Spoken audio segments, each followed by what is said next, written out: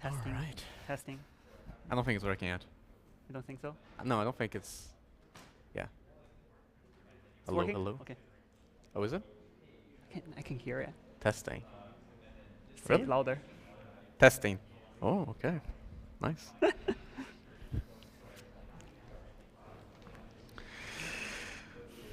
Cool. Okay, so for the demo, Yeah, that's a little bit. I'll walk over there. Okay. Mhm. Cool. Cool, cool, cool, cool, cool, cool. Too bad we don't have a keyboard. That would be great. Like a Bluetooth one. But we don't have. Yeah, we don't have a screen in front, so we don't know which slide are we referring to. Oh, we can look over there.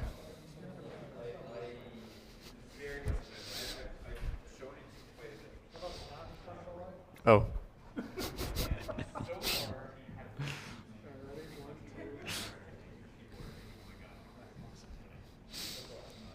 Cool, cool, cool.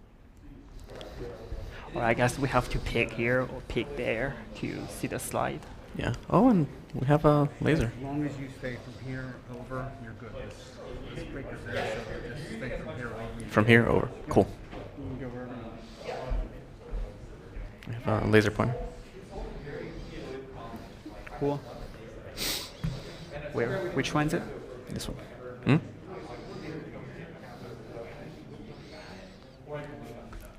Wow, that's cool. Any cats in the house? Here we go.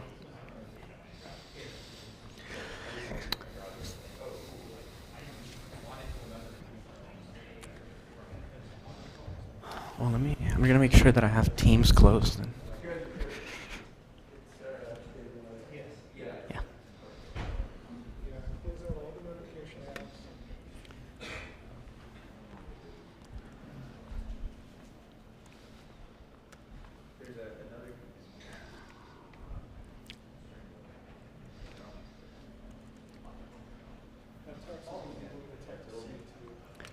Is that tiny? Okay.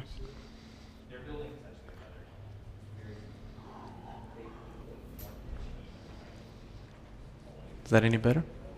Yeah. Hey, how's it going? Good morning. Excited? Yeah, I am. 6 minutes, right? Is this Spider Lightning in general? Okay. Hello, hello. Oh, Kyle.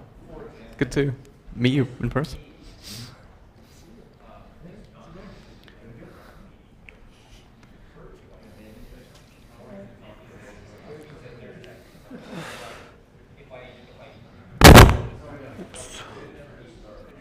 Don't touch that. All right, everything all work? Yeah. Scene two? We are You guys good have to. both mic'd? Yeah. Okay, great. Good to go. So basically, you've seen how it works. So basically, I'm just gonna say, hey, here you're back. There's stuff going on downstairs.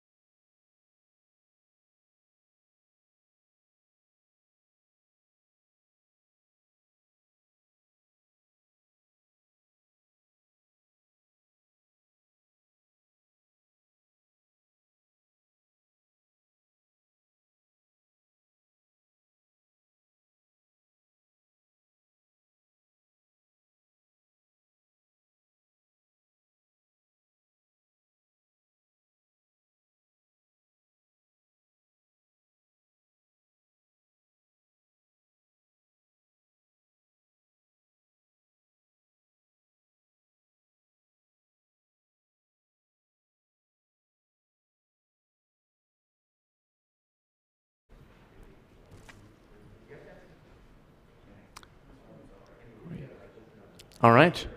I think we're up. Ralph, are you? Are we on the live stream now? Yes, we are. Okay, great. I didn't even see the thumb, which is my mistake. Here we are on the main stage downstairs. They're doing another one. So you have your choices. I understand the live stream downstairs is having a little bit of an issue, but up here, we're doing okay, which means we'll start. This is Dan and Joe. Hello. All right, so we're here today to talk to you about Spider Lightning, a new kind of cloud systems interface.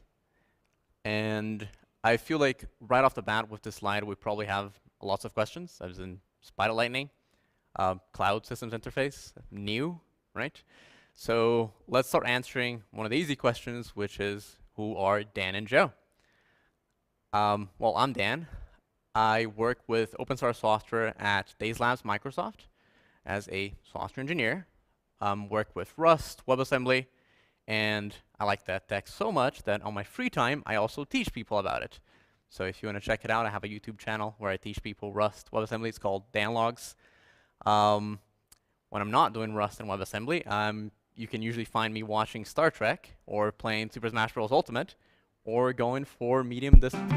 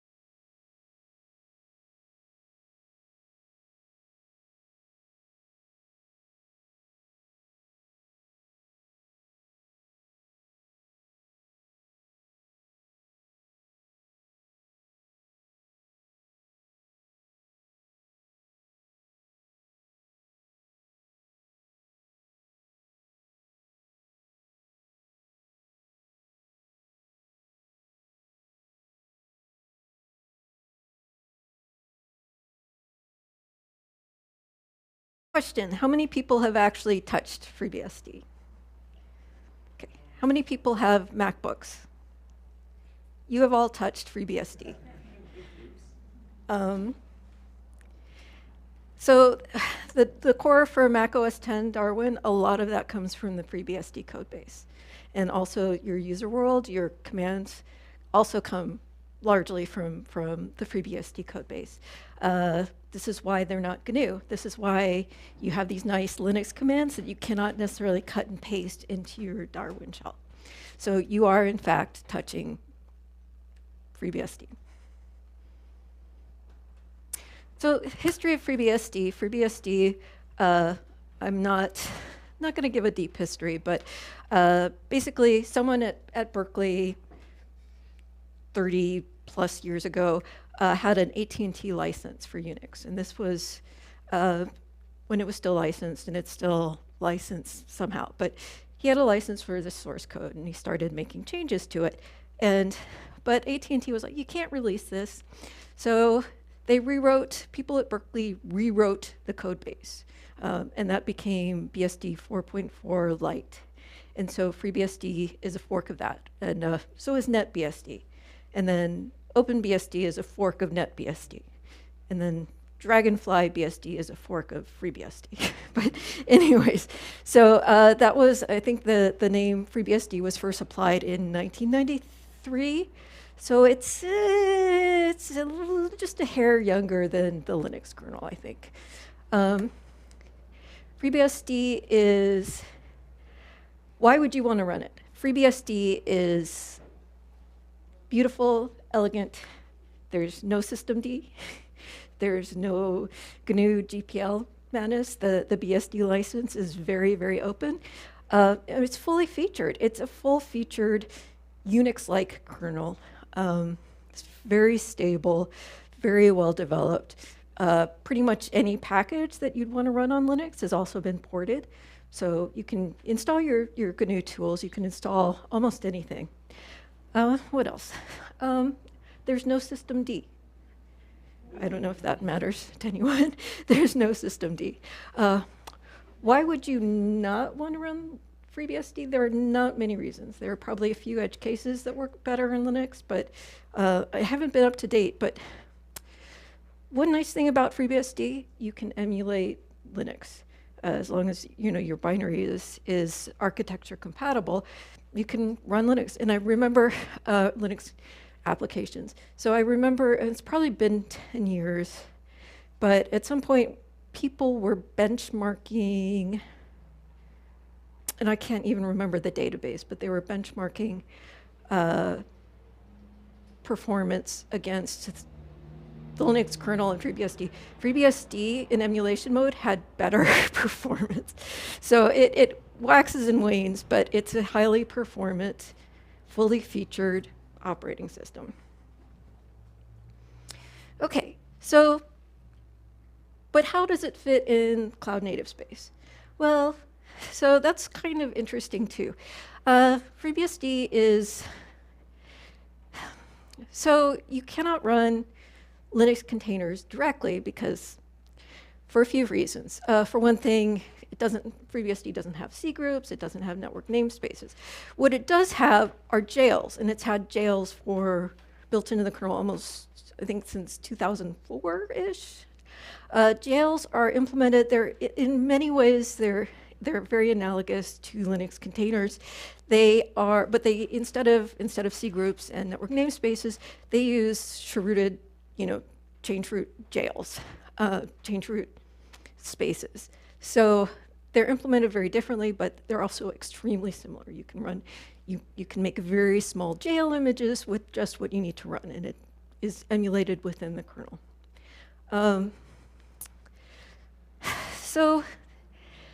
However, there are a lot of people who are trying to bring FreeBSD into the cloud native, further into the cloud native landscape. There are efforts to make runtimes. There's already a pretty good, not quite fully featured runtime, so you can run jails via containerd. Containerd now has FreeBSD support. It's very early. I don't think it has, I'm not sure if it has what the network state is, but you can run the jails. The beautiful thing would be, and people are working on this, a full-fledged FreeBSD node for Kubernetes. And I don't know when that will happen, but I know it will happen because a lot of people are really interested in it and people are making progress on it. Ah!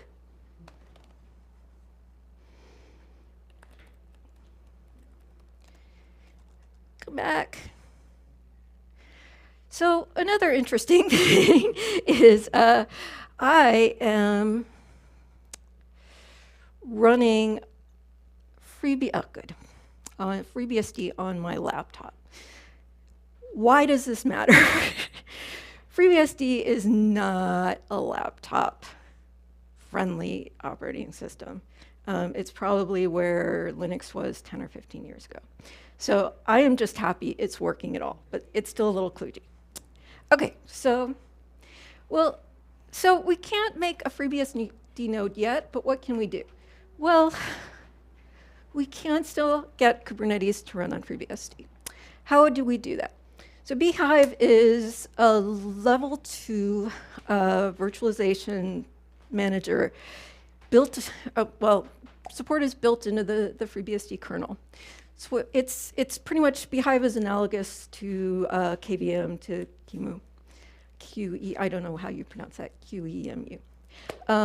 So it's highly stable. It's fully featured. You know, you do need CPU support for the virtualization, but so what can we do? Well, we can run Linux VMs on Beehive. And then on those VMs, we can make those Kubernetes nodes. And then if you have FreeBSD plus Kubernetes, you have a really, this was from Stable Diffusion, which turned out pretty well. You have the FreeBSD daemon. If you don't know that, that's similar to the logo, to the red happy FreeBSD daemon. And it's at the ship's wheel. So how do you, this is another Stable Diffusion. It's a happy little FreeBSD-ish daemon on a cloud. So how do you make a K8s cluster on a FreeBSD host? Now, I have a demo, and when I got here, I did make FreeBSD connect to the Wi-Fi network, but then I discovered that the Wi-Fi network was in the same network space as my virtual. So I did some quick renumbering for my demo. It may or may not work. If it does not work, I will. I have a couple of kludgy slides that may or may not help. So, and I'm going to do this kind of oddly. I'm going to be doing some cheesy cut and paste. But okay, for one thing, just quick notes on how this is implemented. There are several wrappers for Beehive, kind of like there are several wrappers for KVM, for Linux virtualized machines, virtual machines.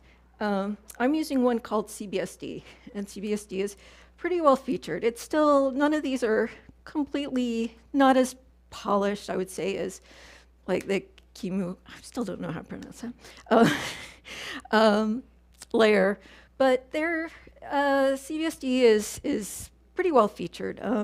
It supports booting from an ISO. It supports booting from a machine image that you can then, if you have Cloud in it installed, you can just populate it that way.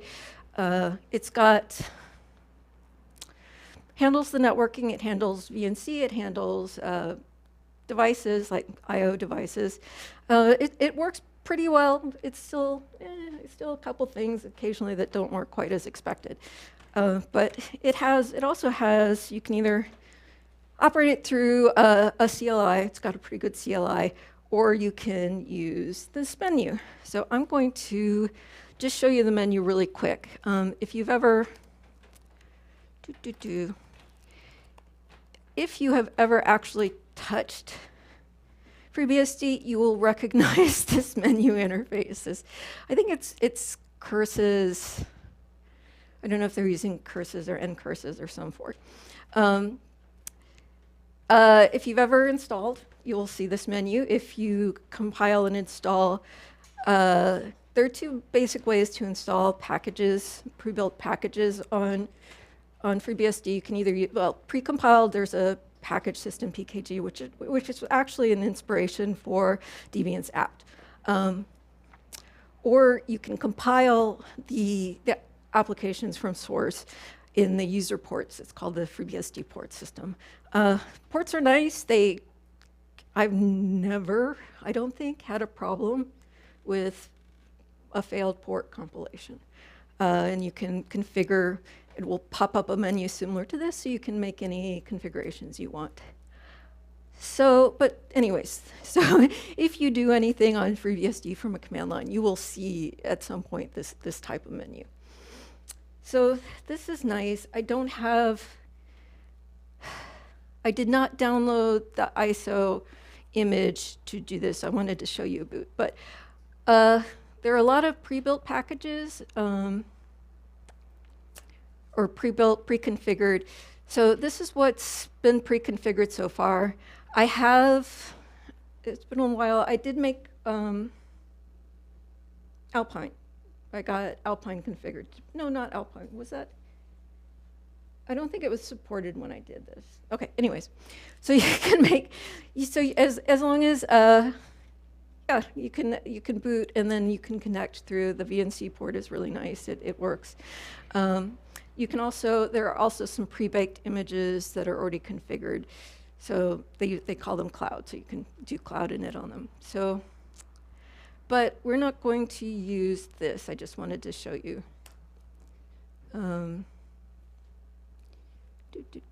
Okay, so we are going to use the command line to make an image. Let's see. Sorry, I have this little cheat sheet so I can cut and paste. And again, I don't know if this will actually, the network at least will actually work. And I don't know if cutting and pasting from here will actually work. We will find out. Okay, so this is nice. I fed this instant, this jconf file. They used the J prefix because it was originally for jails, but this is for a Beehive VM. This just wrote the configuration. I now have to start it.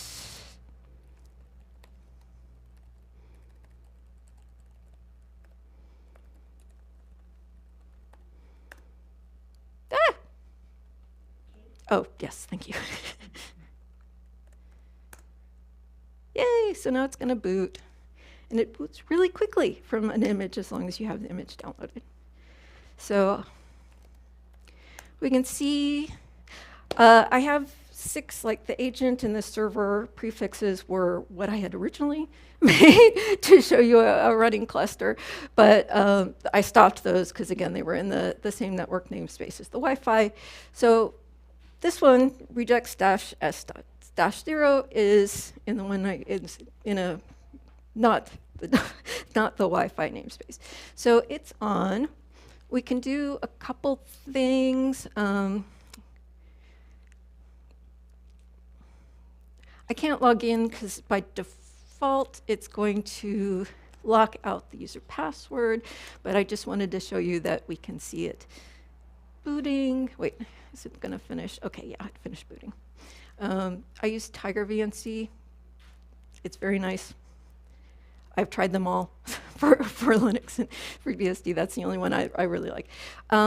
So we can also login.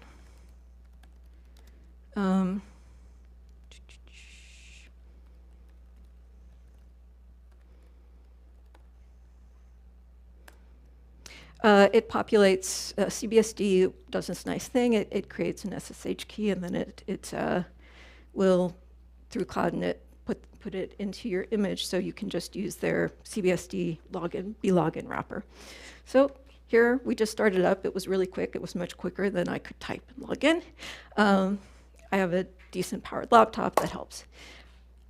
Yeah, so this is our brand new Ubuntu VM running on my laptop on FreeBSD. So now I'm going to show you K3S. I'm going to install a control plane node with K3S because it's much simpler.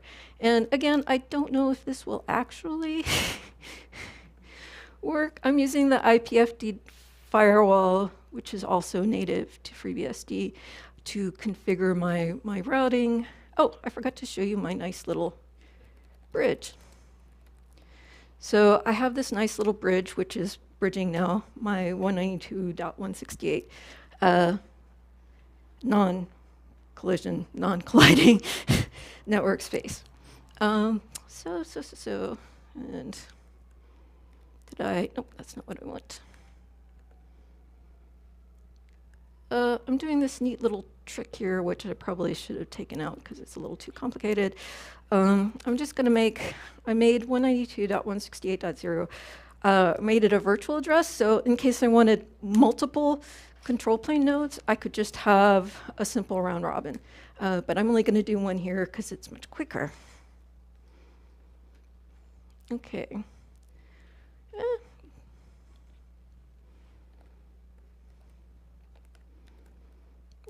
We'll leave this. I got the subnets in the right place. Oh, I just realized this might be a little slow because it has to download stuff. Or it doesn't like my DNS. Yes. So in the bridge that you showed earlier, were those 3 additional networks it was attached to as well? On the bridge, yeah. Okay, where are those networks going to? It's just bridging my local network on the host to whatever I populate in the in the VLAN. Nope. Okay, didn't like that. So I'm not going to troubleshoot this too much, but because I'm getting a little low on time also. But if I had more time to set this up, it actually worked at home when I didn't have any, when I used my nice little 10./8 network. But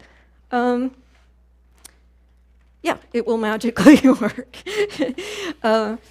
It's the internal. It's using the routing. It works fine. The network. So the nodes, the control plane nodes talk to each other fine. If I create agents, non-control plane nodes, those talk fine. I configured it here. In theory, this is the pod network. This is the service network. These are all, I can show you the firewall rules that I would have used. I'm using, so I took a very scientific poll on Twitter. There are three generally supported firewall implementations in FreeBSD. There's IPFW, which is what I'm using here. There's PF, and then there's PFSense. PF is, from my scientific Twitter poll, is the most popular. It's a very, very good firewall. I think it's out of OpenBSD. I'm using IPFW here because mostly it's a little easier to do the IP forwarding, or if I had more time, if I'd done more time playing with PF, I might have gotten to work. And it's also easy to do round-robin load balancing for my VIPs, in case I had 3 control plane nodes, and I, again, wanted to rotate, make sure I had multiple control plane nodes for my Kubernetes API endpoint. So, of course, I have a single point of failure if I have all my control plane nodes running on one hypervisor. But you can also, you could configure across a virtual network and bridge it with multiple hosts. Okay, so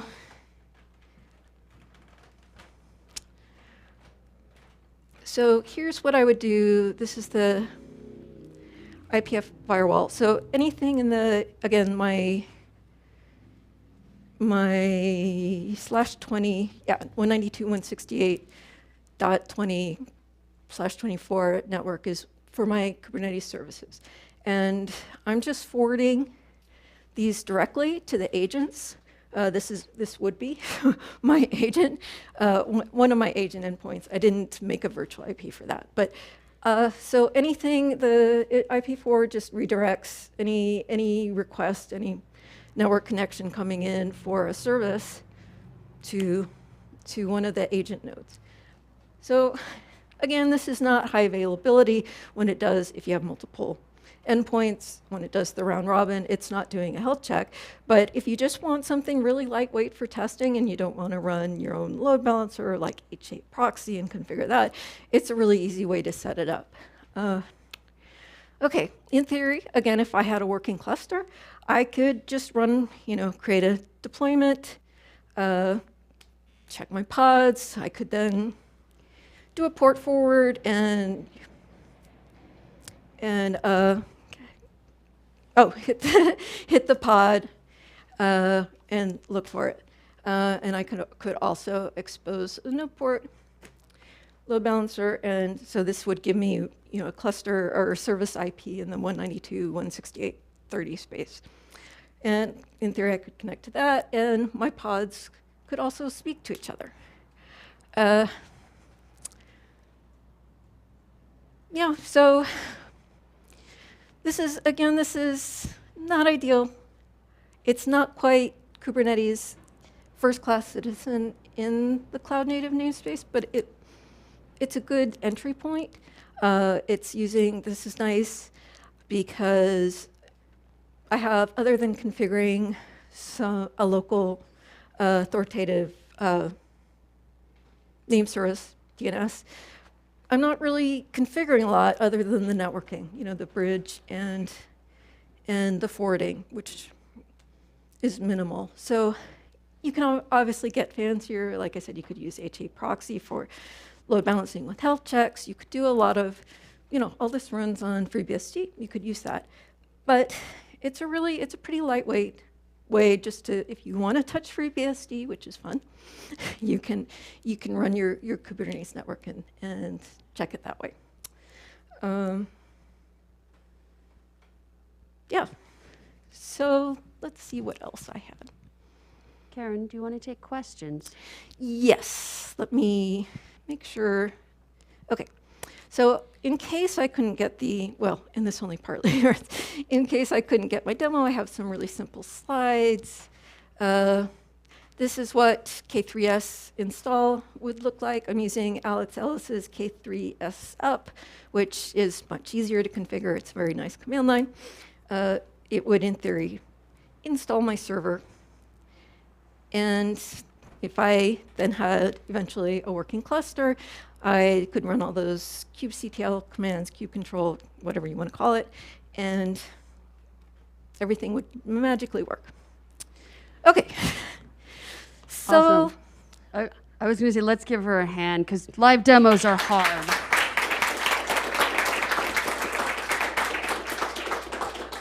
OK. Couple things. You can find me on Twitter. This talk was based on experiments I did about 2 years ago, and I blogged about it. And this is my blog. I will also tweet it. That might be easier to find. I did update it a little for this talk, use newer versions of everything.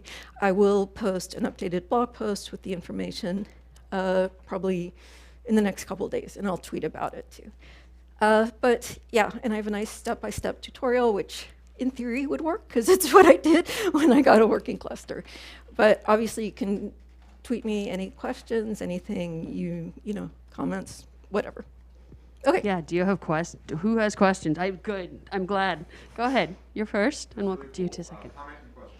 The first one is, this feels a lot like multipass on the Mac OS and Windows side, Yep. which is really cool. We have something like that for FreeBSD.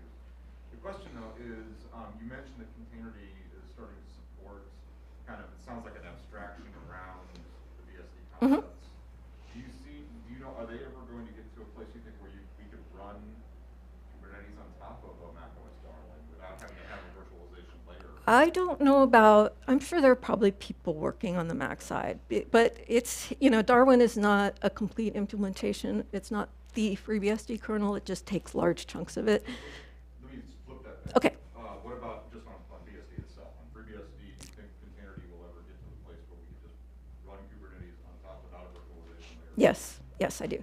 And people are really interested in approaching that in two ways. One is using jails instead of Linux containers. And I didn't download the container image. We have a slow network here, and I didn't do it last night. But you can run, and I have a blog post about this on my blog. You can actually run a Linux container in emulation mode directly on FreeBSD, on Containerd. It doesn't support networking yet. It's not fancy, but it works. So people are working on that. A lot of people are excited about that. Thanks. Awesome. So you were up second? Yeah, I have two questions. The first one was whether or not there's currently ARM support, because a lot of the I know, I haven't seen an update recently, but I do know that as of a couple months ago, people were still working on ARM support for Beehive. I don't know what the status is of that, but it's definitely a work in progress. People are actively working on that. Okay, and is there an alternative to Beehive, or is Beehive like kind of the de facto? It's the de facto standard. Again, there are multiple wrappers. It's fully featured. I follow on Twitter mutuals with the maintainer of Beehive project, and he was talking about the other day. He was tweeting. He tested. He runs tests, and he was like trying to mount 12 different disk devices. So it's built in. You just load a kernel module. It ships with the standard FreeBSD kernel. Yeah. This is such a neat intersection of tech nerdery. More questions? Come on, somebody's got one because I've got one. Okay, maybe it's just me and naive questions, but what do you need from the Kubernetes community to also help enable this to be able to run on BSD? Is there anything within Kubernetes that can help? I don't think people have started working on the nodelet yet. I think they're still waiting on, you know, Containerd. Okay. But and the runtime. Okay. Because Containerd is mostly not the blocker. It's things like the CNI plugin for runday. And do you know if there's work started on those, or do you, okay, good. So there's people can find people could reach out to you and say, point me to where I can help, and you can be like, go work there. Yep. Okay, cool. Yep. So now we've got a way to engage with this. This is awesome, Karen. Thank you. I'm so excited that you were able to join us. Karen Bruner, folks. Thank you.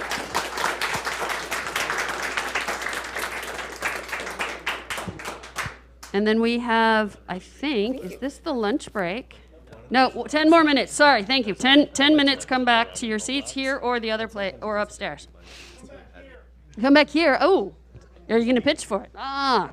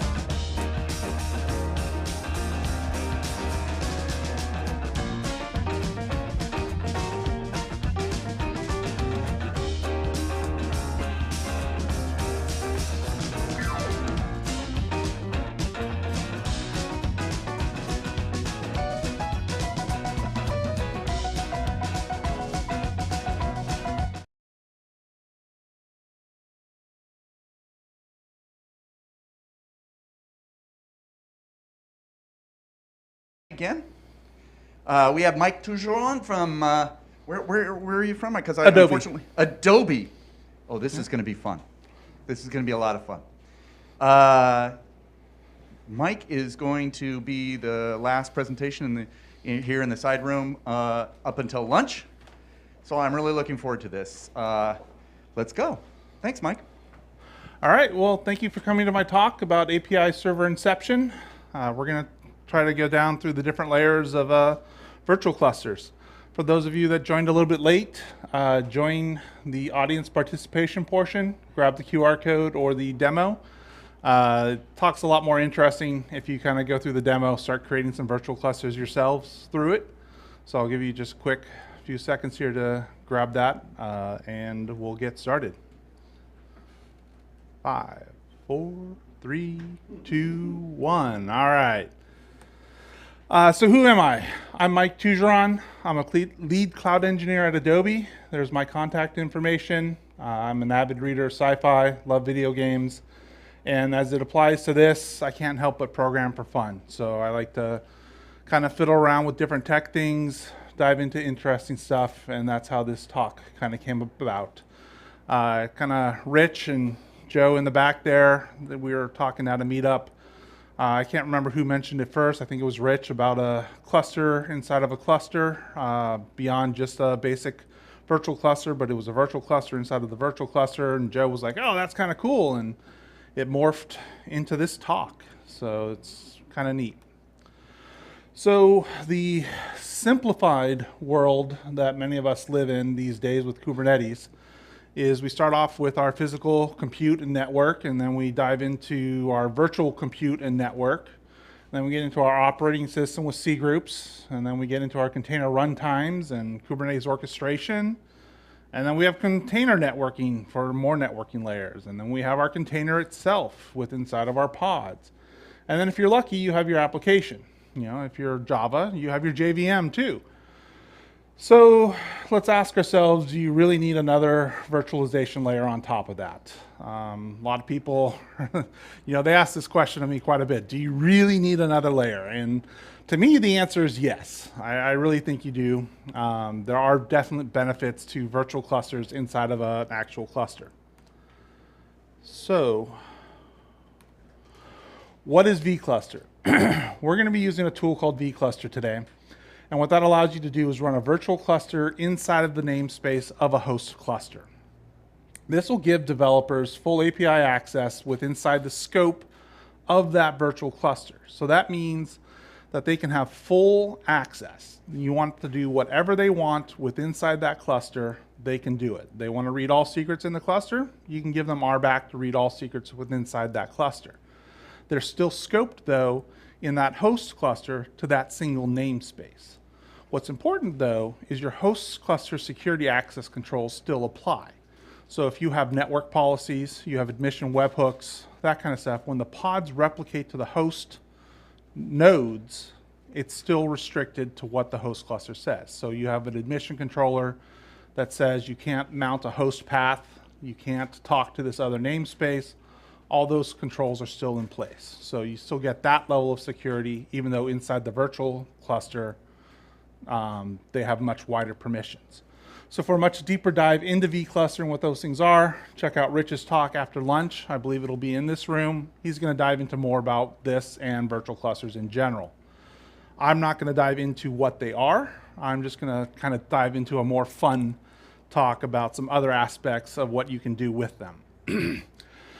So keeping in the theme of this talk, how many licks to the center of a Tootsie Pop? One of the interesting things you can do with these vClusters is you can stack them on top of each other. You can have a virtual cluster inside of a virtual cluster inside of a virtual cluster.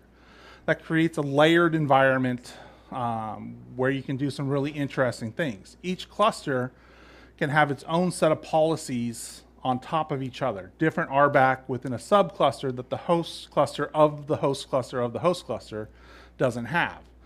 That's useful for testing migrations. We're going to kind of dive into some of that when we're creating these ones, but let's take it's a little bit legacy now, but 121 to a 122 migration, there's a lot of deprecations.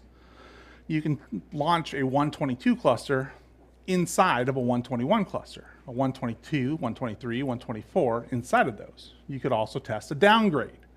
What would happen if I had a 122 cluster that I need to downgrade to 121 because my upgrade went foobar? You know, and you can test those up and down the path. That's really interesting. Let's say you wanted to go to a different control plane. You wanted to run K3S at the edge. Well, what's it like running that? On top of that, you can do some of that testing inside of a virtualized cluster environment. These are also hypothetically useful for feature development. You want to have a developer that has access to a namespace.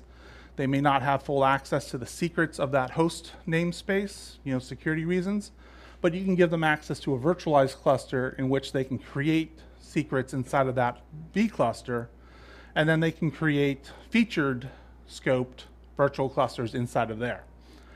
So as part of this talk, I don't know how many layers deep we can go.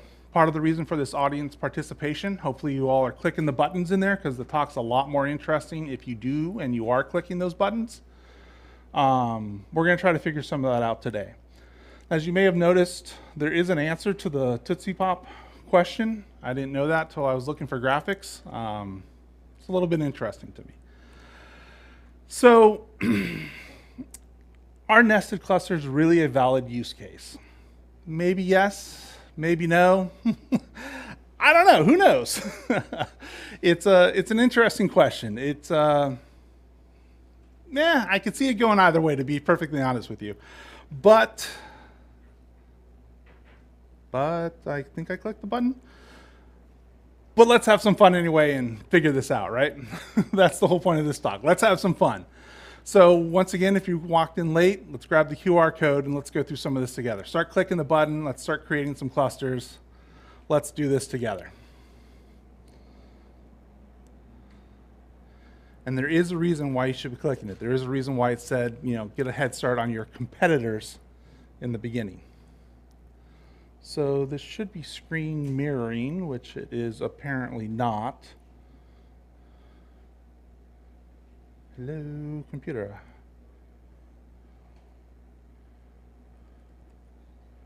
Oh, there we go. All right.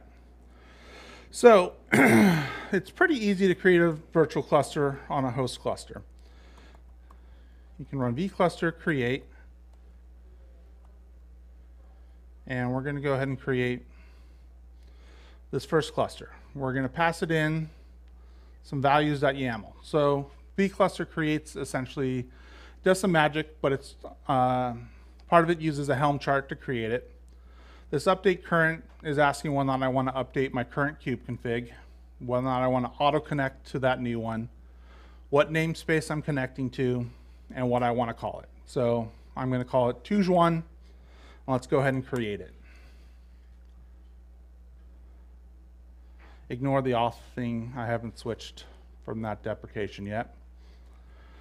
But as you can see here, it's creating the vCluster, and as I mentioned, it's doing a Helm upgrade to install that vCluster 1. All right, great. I got a vCluster there. Okay, so I got a cluster, you know, whatever, who really cares? Well, let's do a vCluster connect, and let's connect into that vCluster. So what I'm going to do is I'm going to output a kube config. I'm going to give it a context name, and I'm going to connect it into the Tuj1 vCluster.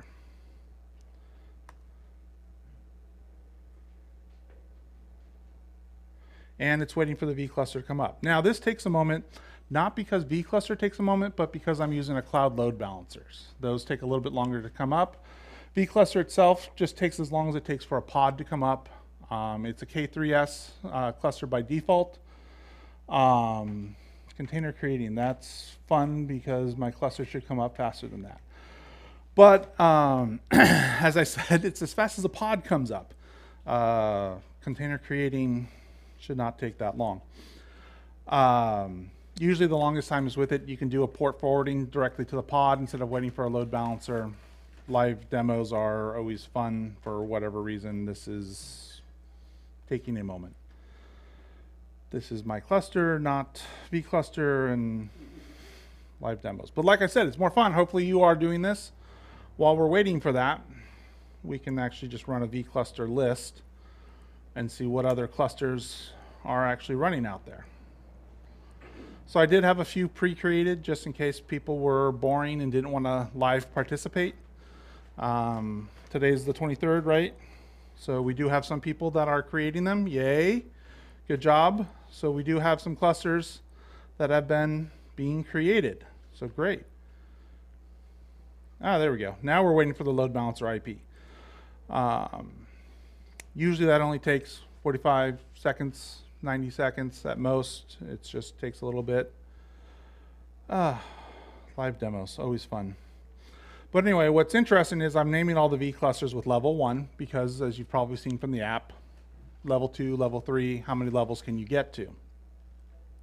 V cluster by default will list just the current level. We'll get into the kube configs to see each subsequent level as we go along. Lots of squeaky movement upstairs. I promise you this did not take this long when I tested it this morning. It really didn't. Oh, I definitely ran into that problem this morning and rushed to upgrade my quotas. I went to launch 100 VMs to make sure there was enough space, and I'm like, oh, I don't have enough CPU.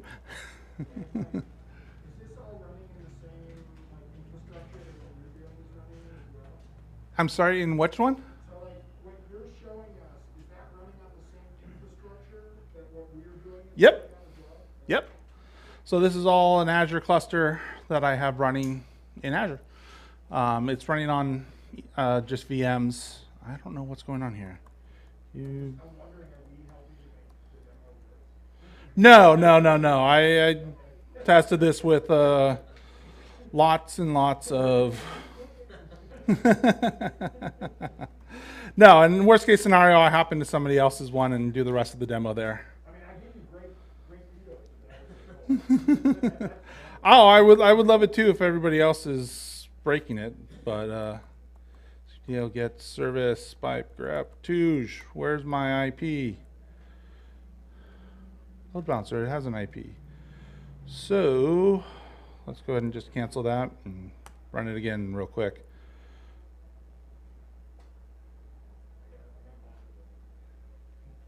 Well, bugger. Oh yeah, it does say pending. All right. Well, let's do this then. vCluster list and oops.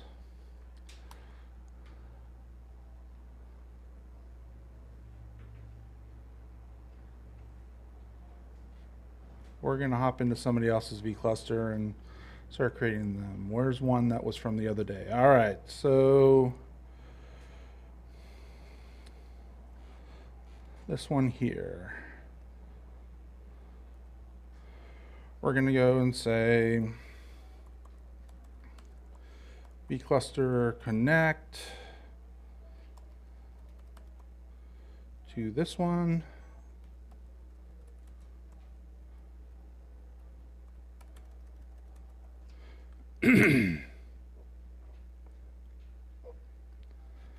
And we should get right in. All right, great. So I'm going to export my kube config to that one. So now if I do kubectl get pods -a, all we should see here is just a single. We'll see a core DNS and we'll see a bunch of other pods. And the reason why we're seeing a bunch of other pods is because there's a bunch of other levels of V clusters built in there. No, there's more than 14. There's 17. Yeah, so I got 17 here right now. And I can click that and it'll create a new one and so on and so forth. 18. So now if I do a get pods -a, now I have an 18th one that's getting created there. Hey, the kube config over here worked. So what's interesting is each one goes down and creates in there. But if you look back up, there's not going to be a level 1 pod in here. There's a level 2 pod, but not a level 1 because the level 1 pod is up in that first cluster. So each level that goes down, you get a little bit deeper in. So, all right, great. So, oops. I'm going to do a vCluster list. but I only see this one cluster here. And that's because it's the V cluster is there's one level deep at the V cluster. It's isolated within that host space, and each subsequent cluster inside of it is private within that. So where things get interesting is actually, now that I have this kube config over here, I'm going to hop into the Touge1, and we're going to do a kubectl get pods -a, and all we're going to see is a core DNS pod, because that's just the default that gets created. So there's DNS inside of that cluster. I am now going to create, or if I do a kubectl version, we're going to see here it's a 121 K3S cluster. Well, now I'm going to create a regular Kates cluster, not a K3S, and I'm going to create a 123 cluster.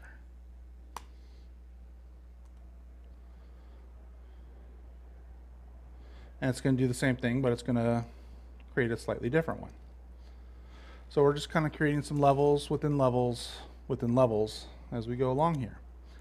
So let's go back to our default kube config again here. kubectl get pods pipe grep touge. And we see touge-1, touge-2. If we take a look at the touge-1 pod,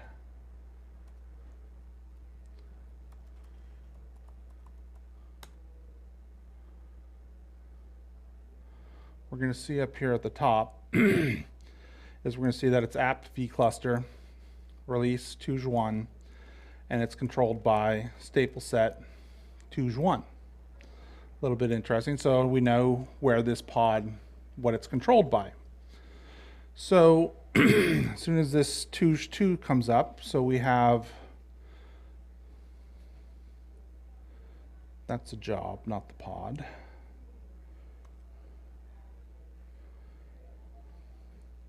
So now we have, let's take a look at the etcd pod.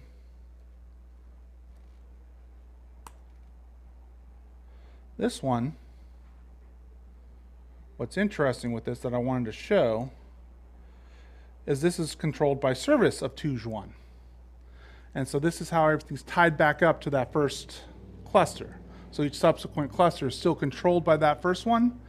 And so everything kind of comes down, and you'll see that within the annotations, it's tracking where the release of the first one comes from.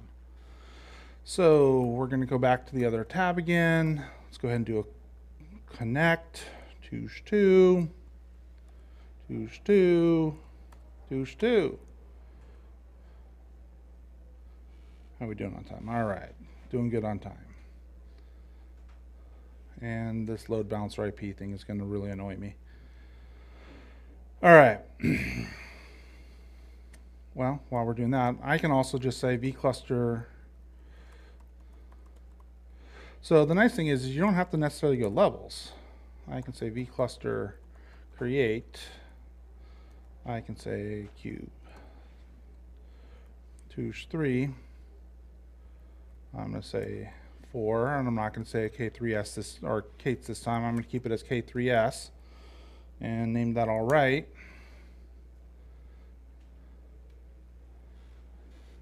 Still waiting. So I don't see people clicking the button. Click the button. Audience participation's good. All right. What? No. Oh man. I swear that this worked. Oh wait, no, I just got it. Yeah, click the button. There it goes. Magic. I mean, look, I got the 18.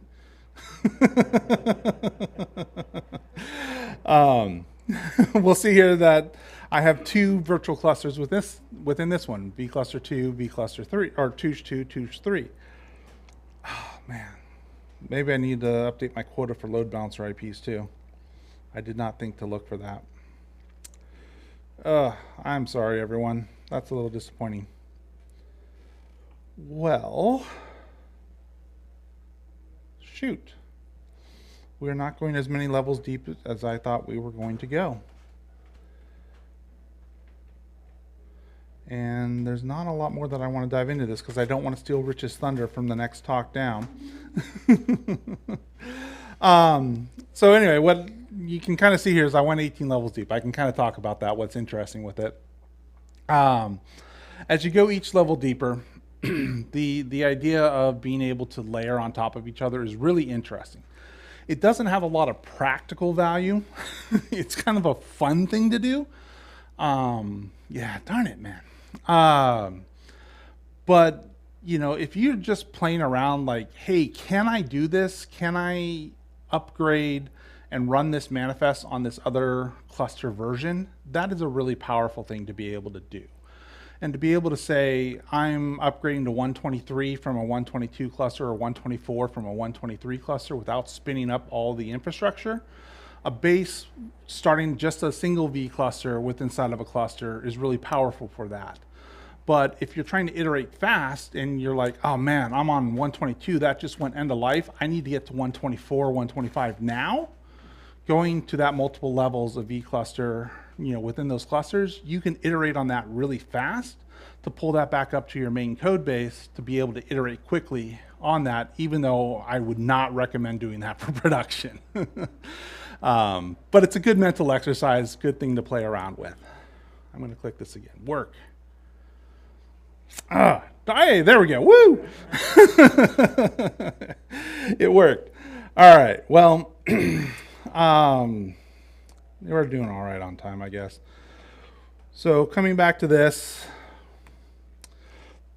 the winner is, so who's been clicking and how many levels deep did you go? Who got to 5 levels? Oh, bugger. Nobody got the 5 levels. Oh man, that's really disappointing. Anybody get to 4 levels? Got 2 people at 4 levels. All right, we have a tie. So I'm picking a number. So we're doing even odds. So I got evens and odds on it. Joe, pick out 1 or 2. All right, you won. Yay! So I didn't plan ahead for ties. But what I do have for the winner, and I had hoped that this would go a lot deeper, I do have a Halloween Amazon gift card for you for participating in the Amazon gift card for participating in audience participation. So yay. But here's my contact information again. Play around with this stuff. It is pretty cool. Come listen to Rich's talk. There are 2 more talks that I wanted to promote for this week. Self-promotion, you know, why not? Hundreds of clusters sitting in a tree on Tuesday if you're at GitOpsCon. That's going to be using vCluster again, but also with Cluster API, which is a pretty cool piece of technology for building clusters, and cgroups v2 before you jump in. That's at main KubeCon with Tony Gosselin kind of towards the back there. Questions? Yeah, go ahead, Mike. So I got a question about performance, and if this is something Rich is going to get into, feel free to punt, but I'm curious, like for running workloads in the incepted clusters or the recursive clusters, these aren't like virtual machines inside of it, so I wouldn't expect like there to be a CPU degradation, but would you expect them to like get to IOPS maybe or something if you kind of run it nested really deep or whatever? So the question is how does the virtualization inside of virtualization affect performance? I haven't done any real benchmarking of it, but from a basic level, I haven't seen anything that jumps out at me. And from a conceptual level, and Rich may be able to go into this in more detail, the workloads end up coming up to the host cluster itself. So the pods are actually running on the host cluster. The networking is still from the host cluster. The PVCs are on the host cluster. Everything comes back up and the workloads end up on the host cluster itself. So your host cluster's network policies, your host cluster's network CNIs, host clusters. Correct. Correct, yeah. And so it creates, it basically virtualizes the node inside. It creates fake node objects inside of the subcluster's API server when a pod launches on them. I believe you can bring in all nodes or just the nodes that pods are running on. And it does it in an interesting way where it keeps some of the multi-tenancy sort of boundaries. I don't know if it's full multi-tenancy boundaries with what's running or not, but I can't remember off the top of my head when I tested that. Yeah, I mean, I agree with Mike. So the virtual cluster doesn't have a schedule inside of it, so everything just gets synced down to the underlying cluster, and I wouldn't expect that you'd see a big performance degradation. You might if you go like 19 levels deep. I don't know. That sounds like there's probably a practical reason to do, but the other thing that's sort of like a little bit potentially of an accidental benefit of this stuff is that because as a user you're talking to an API server, like in the virtual cluster, you're kind of with an API server federation. So if you're in a situation where you've got lots of people making API requests, you might actually get some performance benefit out of the fact that you're kind of federating the API servers. So to repeat what Rich said, vCluster itself has a process that when you launch a pod inside of the virtual cluster, it actually has a syncer process instead of a scheduler that syncs to the host cluster scheduler. And that's why you get the performance of the host cluster with it. The other aspect he mentioned is because the API server essentially becomes federated, when you make calls to the API server inside of a virtual cluster, it's the virtual cluster's API server that you hit, not the host cluster. So if you create, and Rich and I did a webcast about this a month or so ago, if you have an API server with 100,000 secrets, 100,000 config maps, and you're trying to do a watch on that, I don't know if you've ever tried to do that, but you're going to use up a ton of etcd memory. Now, if you break it down into a namespace level where each one of those is only doing 5,000 of each of those objects, that doesn't use up nearly as much memory. So if you break those namespaces up into virtual clusters, you're going to be a lot cheaper on your resource utilization, a lot faster on your performance because each API server is going to respond faster and use less resources. Yeah. We got all kinds of time for questions. Oh, I thought you were asking. No. I'm all into it. So let me ask a follow-up then. So it sounds like as you go deeper into the incepted levels, if you were to notice a performance difference, it might actually be from you interacting with etcd and not necessarily the workloads running as well as the adjustments you're making to the node structures and whatnot that are there. So if anything, Yeah. it would be like etcd slowdown rather than your actual workload. So the question was, would you be seeing an issue with etcd as you go down through the inception level, which is actually a good thing to show here. kubectl top pods pipe grep level, or let's do a grep-v core DNS to exclude those ones. Actually, let's do a pipe grep level 1. And let's see what we get here, CPU utilization. So we're using, looks like about a half a gig in most cases for etcd. Some of the ones with less, perhaps they have less down. It was Elastic. Are these actually configured to use etcd? These are K3S ones. Yeah. So well, most of these are K3S. Some of these are not, but most of the base level. There's different distros, that you can use inside of it, and the K3S distro uses SQLite for the state storage, but you can use the Case distro, which is like more of a full-blown Kubernetes, and that uses etcd. Yeah. So as you can see in the one that has, the 18 levels, it's using more memory than the other ones. So the deeper you go, there are going to be more resources that are synced up to each level. So the sub levels will use less than each host level of the sub all the way up. But that's of pods, not of the resources. It doesn't sync deployments or stateful sets. It only syncs the pods themselves and the mounted secrets and config maps. So if the secret or config map is not mounted to a pod, it doesn't sync it up. And then when the vCluster goes away, it removes all those resources from the host cluster as well. which is, vcluster delete 2-1. Cascade that happens, like if I update a pod inside an S3 cluster, is there like a sync chain that has to happen like all the way up? Yep. So I believe we are out of time. There's one more minute if somebody wants to throw something in okay, then we're not there. out of time. So I saw the 1 minute timer up like 30 seconds ago, so I thought we were. That's right. Well, it depends whether you're on Verizon time or... Yeah. Okay, that's great. It sounds like it's time for lunch. Mike, thanks a ton. Yeah. So before we shove off, the magic schedule says that we're back at, I'm going to look at this, I think it's 2:20. It is, in fact, 2:20, 14:20 for those who are watching in Europe. So have a great lunch. For those who are here, right, out to the left, down there's the Eastern Market is down there. And there's a bunch of other places down there. Off to the right, there's not as much stuff. So most people are sort of rolling that way. All right, we'll see you after lunch.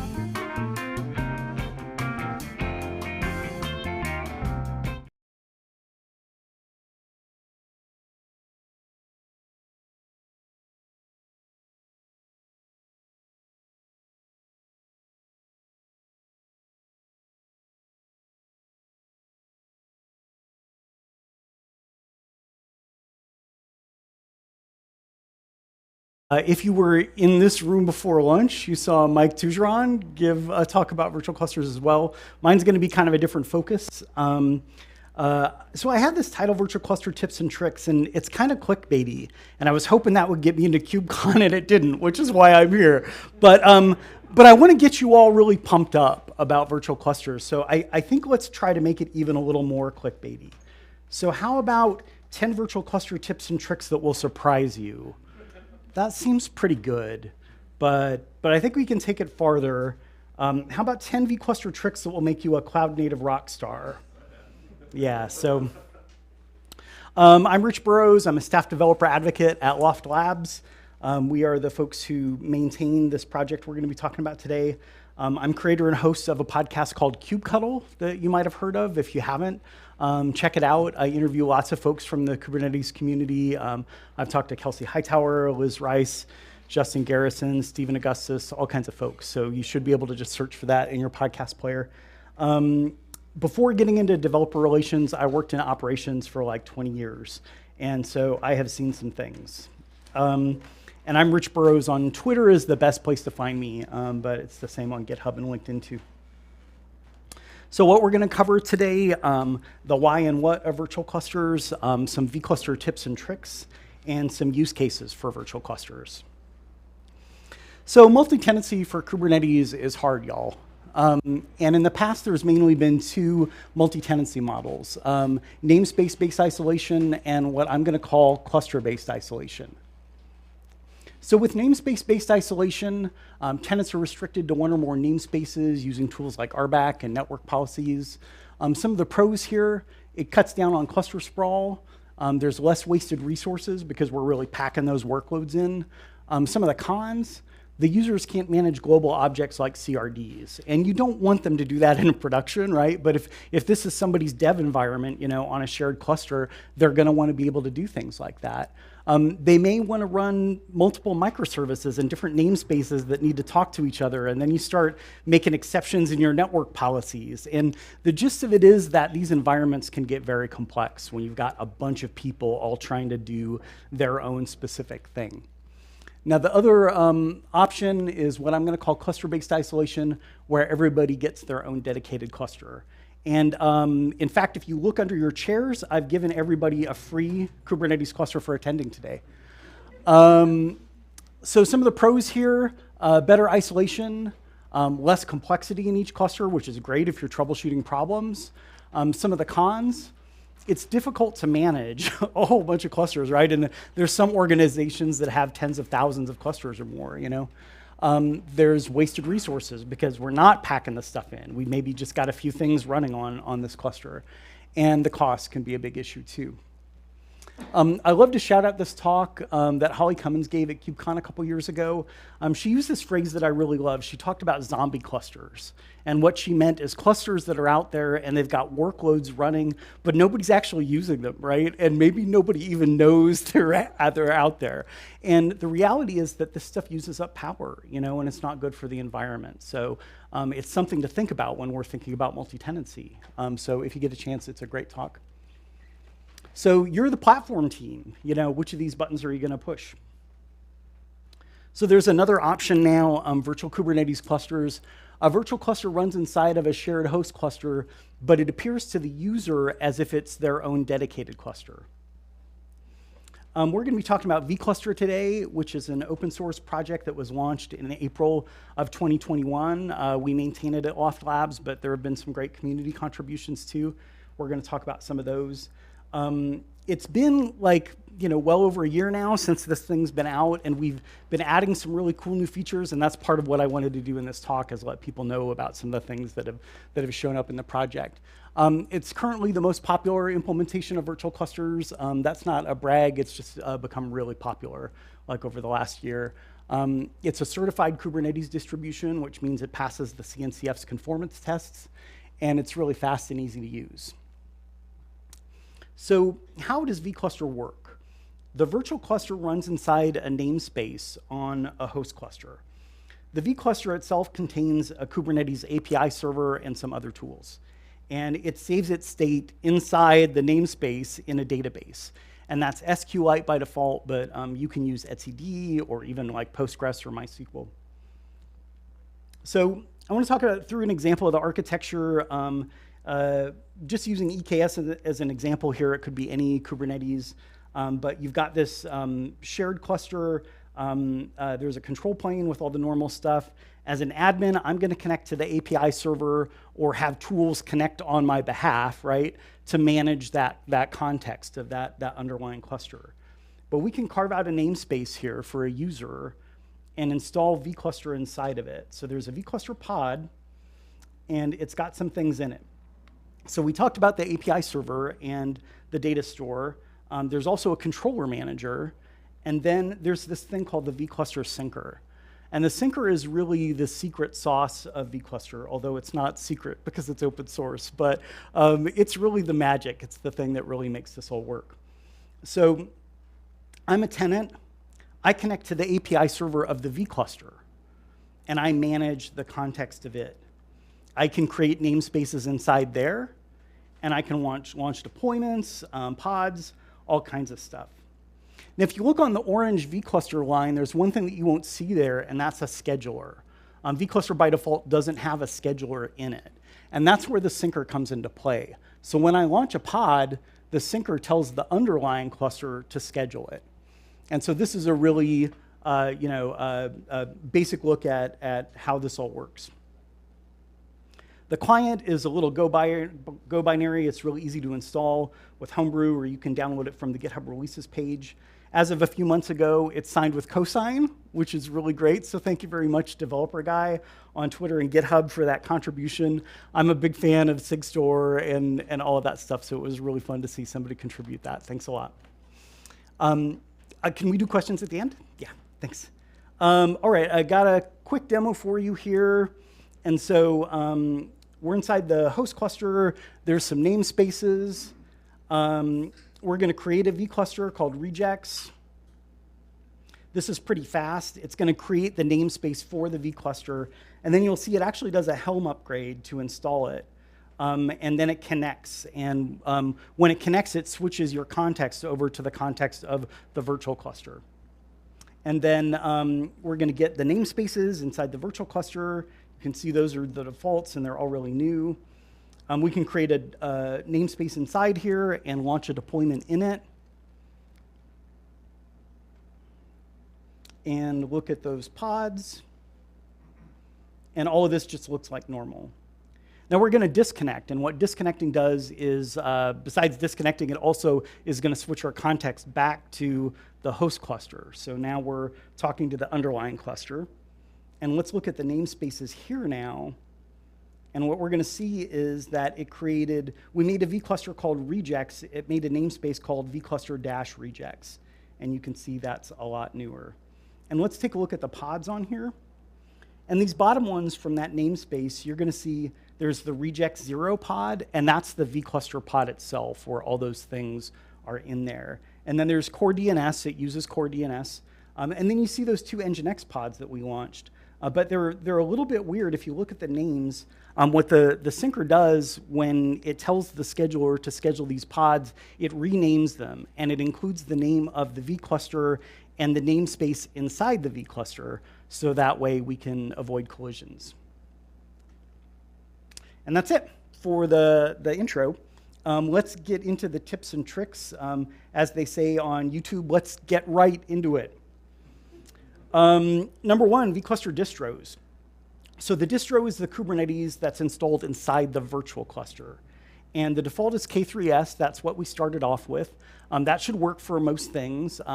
But somebody came to us at one point and they were like, hey, could you support K0S? And we were like, sure, that'd be cool. So we added that. And then not too long after that, Lucas, our CEO, and I were on the AWS containers from the couch stream, which is really fun if you've seen it. Justin Garrison is one of the hosts.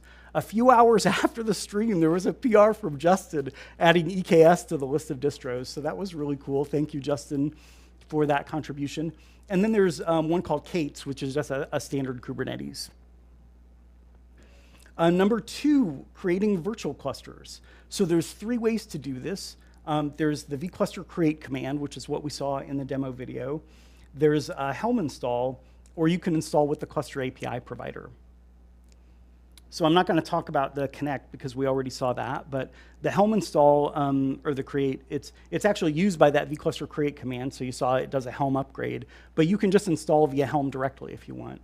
And this is a really great option if you're doing GitOps or something like that and you want to automate the creation of these things. So inside the vCluster repo, there's a charts directory, and there's a directory inside of charts for each of these different distros that we just talked about, right? And so you can look at the Helm charts for them, and in each of them there's a values.yaml file, and that's all of the values that are used when the vCluster is created. So you can create your own values.yaml file to override some of those if you want. Yeah. The cluster API provider, cluster API is used to provision Kubernetes clusters and manage their lifecycle. To use the provider, you need the cluster CTL CLI for the cluster API. And it creates vClusters in the local cluster. And what I mean by that is the cluster you were sending the cluster CTL commands to, that's the place that the virtual clusters will get created. So we do have a separate GitHub repo for the cluster API provider. It's got more info there in the README. There's also a page in the docs about this. This is a really short example right from the README of a script you could run to create one of these clusters with the cluster API. You can see there's a line there that you could uncomment to have it pull in a Helm values file if you wanted to do that, and it just runs the cluster CTL generate cluster. Exposing a vCluster, and we're not talking about blackmail or anything like that. We're talking about making it so that people can connect to the vCluster. And so we talked about vCluster, or no, we haven't covered vCluster Connect yet. So vCluster Connect is what you can use if you're not already connected to the vCluster. So we saw that when you do create, it connects you automatically, but you can also run vCluster Connect. And when you run that for remote clusters, it actually uses port forwarding automatically to port forward you to the remote cluster. You also can set up a node port service. vCluster Connect will use that if you're using a local cluster. So like in my demo, I was using Docker Desktop. It just sets up a node port, and you don't need to port forward or anything. You can use a load balancer, and there's a --expose flag for that, or you can use an ingress. And lots of details to all this stuff. There's a really good page on the docs. If you look in the docs for the page, it's got exposing in the title. So if you were in here before lunch, I was actually going to do a demo of this. You can run a vCluster inside a vCluster. Mike covered this pretty well in his talk if you didn't get a chance to see it, but he created lots of vClusters inside of vClusters, but basically you can create a vCluster, connect to it, and then run vCluster create and create another one inside of it. You could go down a lot of rabbit holes. I think Mike in his demo had like 18 levels in that he went. I don't know that there's a real legit use case for this. There might be some, but it's fun to do, so it's something to play around with if you want. Number 5, isolated mode. So we talked about the namespace-based isolation and the cluster-based isolation. And vCluster is like somewhere on the continuum between those two things, right? And I think that there were people who were coming to us and they wanted more isolation. They were starting to come up with more use cases that required it. And so we had the idea for this isolated mode. You just give it a --isolate flag, and it creates a pod security standard, a resource quota and a limit range, and a network policy if your CNI supports that. And you can override the values of these things, like what the quota numbers are and things like that in the values YAML file. Number 6, pausing and resuming. This is a really quick way if you want to just suspend workloads instead of like throwing the cluster away. So what it does is it sets the replicas to 0. And vCluster itself is a stateful set, so it actually does it for the workloads that you create, like the deployments and things, but it does it for vCluster itself. And so basically all the pods just go away. And the nice thing about this is that it's all still configured, right? And so the workloads are gone, but everything is still there. And so when you do resume, then it just spins back up all the pods again. So this is a thing to use if you want to get rid of those workloads that are running but not lose all your state. Applying manifests and charts, number 7. This is a newer thing that got added that's super cool. So basically, when the vCluster spins up, you can have it apply Kubernetes manifests or Helm charts. You can specify the manifests and the charts in the values.yaml file. You can apply the YAML public Helm charts, or you can even pass in tarballs for like a private chart. Got a quick demo of this. So I have a YAML file here, and it's pointing at the JetStack Cert-manager. And I'm going to just create the vCluster and point it at that file. And you'll see that this is still really, really fast. And once we get connected, we can take a look at the namespaces here. And we'll see that it's created the Cert-manager namespace. And you can see it's actually just a little bit newer than the others because it got done after the cluster was created. And the pods are in there. So this is a way to just sort of bootstrap things, to go from having just a really vanilla virtual cluster that spun up to something that you could actually use. And so like as a dev team, potentially you could leverage this to like set up your dev environments or something like that. So shadow IT. So this came up, I don't know if you've heard of Brett Fisher, but we were on his stream. He's a really great guy. And while we were on there, people were asking questions, and they were talking about IT. And they were saying, yeah, we have to go to IT to and open up a ticket to get a namespace. And it just blew my mind, right? Because I'm used to working for small startups and thinking about platform teams, and it's like, yeah, we've reached the point in history where people are opening up tickets to get a namespace on a Kubernetes cluster, So somebody mentioned that, hey, if you could use this thing to get yourself a full cluster if you wanted to. So if you have access to a namespace, you can probably run it. It needs the edit permissions, I think, but not a lot else. The administrators are going to see the pods, but that's about it.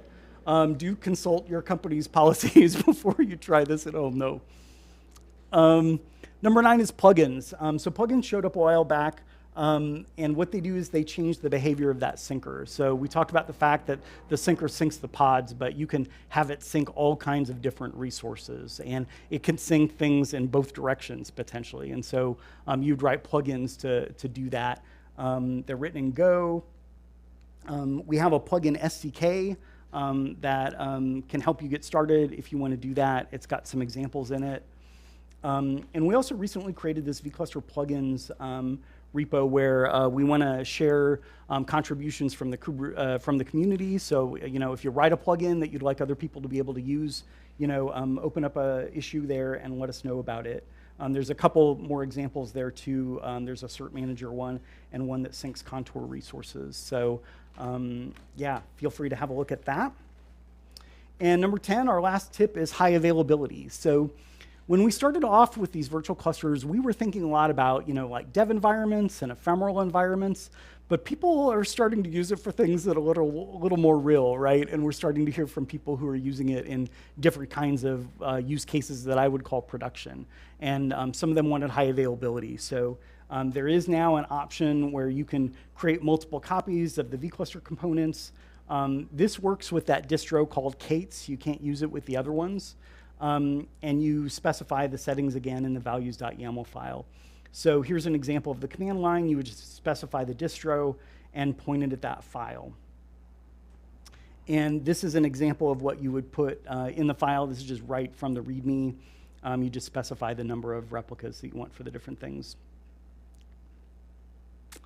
And that is it for the tips and tricks. And so I just want to talk really briefly about a few different use cases for vCluster that people that seem to be pretty popular. The first one is dev environments. The second one is CI/CD pipelines. And the last one is testing Kubernetes resources. So dev environments. I'm a developer. I'm writing something that's going to run in a cluster. I want a local or remote Kubernetes cluster that I can run my workloads in while I'm developing. I want this to be self-service, and I want it to be fast.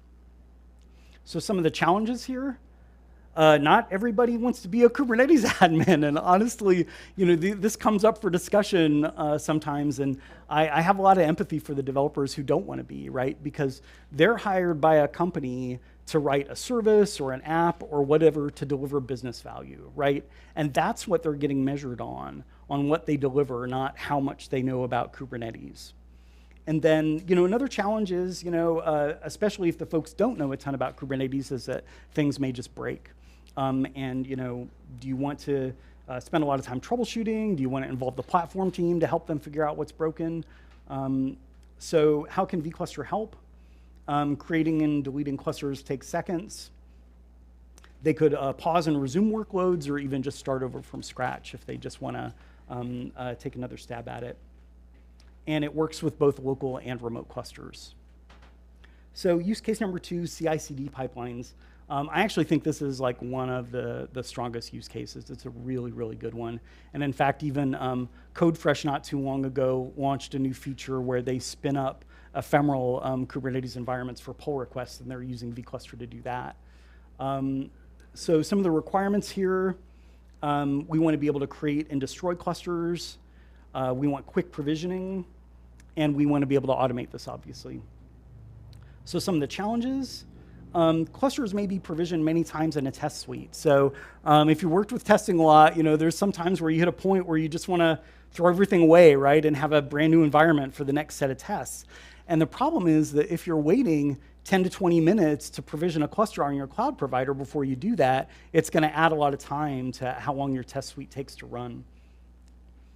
Speed issues can impact both the developer's feedback time and the time it takes to push out your changes. If this pipeline is how you promote changes to your production environment, if you're waiting around, for a cluster to provision for 20 minutes, then it's going to slow that process down too. And how can vCluster help? We talked already about how fast it is. You could potentially run tests concurrently in separate virtual clusters. And if you've worked with trying to optimize test suites, a lot of times that's like the lowest hanging fruit, right? Like which of these things can I run in parallel? And it's easy to automate the vCluster creation with Helm or the Cluster API. And the last one, testing Kubernetes resources. So like you're developing an operator and you want to test it across multiple Kubernetes versions. Or you want to be able to test an upgrade. So there's a new version out. I'm just going to upgrade my virtual cluster and just see if all of our stuff still runs or if my test passed or whatever. Or you could be doing something more ad hoc. Some of the challenges here, hardware requirements and cost can be a challenge depending on what scale you're doing this on. And of course, the provisioning time, like we talked about. You don't want people sitting around and waiting, while their clusters are getting provisioned. How can vCluster help? You can specify the distro version with the -- version flag when you do vCluster create. So we talked about the distros, and you can specify a version of the distro. Now, the caveat here is that not every distro supports every version of Kubernetes. So like if you look at K3s, there's not a K3s for every single version of Kubernetes in existence. So if you're using that distro, you might have to pick the closest one or whatever, but you could always use that Kate's distro if you need to get super specific. You could potentially test multiple versions in parallel because these things are so fast and so cheap. And that's it for testing. There are lots more use cases. So some questions you can ask yourself. Does your thing run in a Kubernetes cluster? Do you need to create and destroy clusters quickly? Are you concerned about cost? Like, these are all things that might make you want to check this tool out. Some resources here. The biggest one by far is vcluster.com. So that has links to the GitHub and the docs and lots of stuff there. So that, if you remember anything, remember vcluster.com. But here are the links to those different GitHub repos that I talked about, the SDK and the plugins and the Cluster API provider.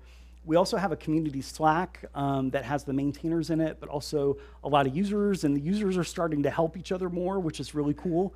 There also is a vCluster channel in the main Kubernetes Slack. So if you go in the Kubernetes Slack, there is a vCluster channel there. It's a lot newer and not as many people know about it. So it's like the maintainers and me and a few other people. If you want to come talk to me, it's a great place to do it. But you might get better answers by using our Slack. But you're welcome to ask in the Kubernetes Slack too. We are hiring. If you know anyone who loves Kubernetes and is looking for a DevRel job, actually, I'm going to be opening up a rec like probably in the next few weeks. Want to thank Oleg and Carl from our engineering team at Loft Labs who gave me some help with this. Also the rest of the vCluster maintainers and contributors. I want to thank the organizers here. I've helped organize community conferences. It's a lot of work, like a lot more than you would think. So thank you very much. And I want to thank you all for watching. And that's it.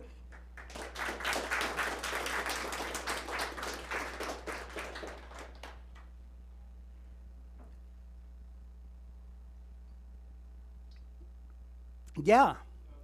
Which distro does it default to and why? K3S, and the why is, it's a little bit of a story, but I'll tell it. So if y'all know Darren Shepard, who used to be at Rancher and then Sousa, he did kind of a proof of concept of this idea at one point using K3S. And his proof of concept was like maybe 10% of the way we've gotten with vCluster, right? It was just really, really initial, like, can I make this happen? He used K3S for that. When they built vCluster, they went ahead and used that as well. That's really the big reason, I think. Darren's actually a big fan of vCluster. He's actually an advisor to our company now. But that's where it comes from. But like, use whatever one is going to work best for you. Yeah. You mentioned one of the use cases being testing upgrades to Kubernetes itself. How do you do that if you're sharing the scheduler between the top level and the virtual? How do you do that? It's in the green layer. The scheduler is Yeah. actually a call through. So if you're trying to test 1.25 in a vCluster, but you're on 1.23. Yeah, you're right about that. It's not perfect, and there's things like you're not going to be able to like use a host cluster that's got APIs that have been deprecated in the newer version, so it's not going to work for everything. I think there actually may be some magic in the syncer. I think there are some of those cases that they know about specifically where APIs have been deprecated, where they've written in something into the syncer to deal with that, but I certainly can't promise that's going to work for everything. Yeah. Mike. What's your favorite use case of vCluster? I really do think the CI/CD one is probably my favorite, just because in my operations roles, a long time ago, I'm old, I worked in this role that a lot of people called back then like an application administrator. So I was almost like the ops person embedded with a dev team, right? And helping them get their stuff deployed and configured and troubleshooting problems with it. And one of the things that we dealt with a lot of the time was like tests, and how long it took these test suites to run. I worked at another place where we were making software that got installed on-prem, and I think our full test suite took like 18 hours to run, And so we would run it on the weekend, the full thing, because you couldn't do it all the time. And this kind of stuff, it really makes a big difference to people, When we talk about self-service and we talk about time to get feedback, a lot of times people think of that in terms of like developer velocity, right? And that's important, but I like to think of the people too, right? So you're the developer who's waiting for that feedback. What are you doing, Are you happy about your job? When you have to wait 18 hours to find out if your thing worked or not, So I really think that people are a lot happier in their jobs and more productive as well when they're able to get that feedback faster. So that's my favorite one. But yeah, there's lots of fun ways you can use it. Yeah. How would you go about providing strong isolation for the application runtime? Sorry, could you speak up a little? How would you go about providing strong isolation for the application runtime and something that's deployed through vCluster? Yeah. You could use the isolated mode for that. That would set up, some network policies, or you could, use your own network policies, something like that. The other thing, and I've talked about vCluster with some folks that I know who are huge security nerds, and one thing they've mentioned as well is like, you of course still need to do all the normal stuff on the host cluster too, right? Like you want to be doing admission control and all of those kinds of things. Like just the fact that you're isolated a little bit doesn't protect everything. It's kind of interesting. We talked about this like in the Q&A after Mike's talk, but one of the things that does happen with using these virtual clusters that's kind of interesting, and I don't think it's really something that we necessarily intended, but like, you're kind of getting API federation too, right? Because if I'm a tenant, I'm connecting to the API server of the vCluster, and most of those API requests are getting managed inside the vCluster. And some of them, get passed on through the syncer, but most of it doesn't. So, and not an answer to your question, but it just made me think of it. It's another kind of fun thing about it. If you're in a situation where you've got users making a lot of API requests and you're having trouble keeping up with that, something like this could potentially help.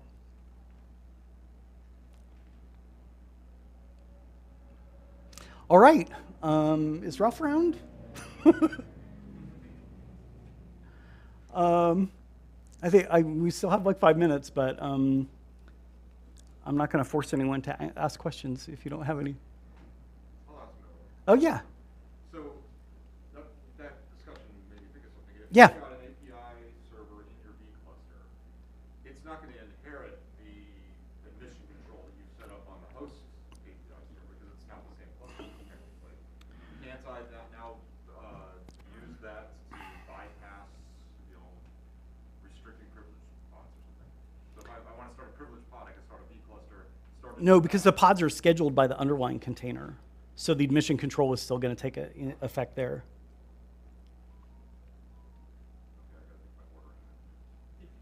Yeah. So if you had an OPA policy on the deployment, then it won't because the deployments are not synced, but the pods themselves are synced. So when you have an admission controller against the pod itself, it will still be blocked or admitted or mutated.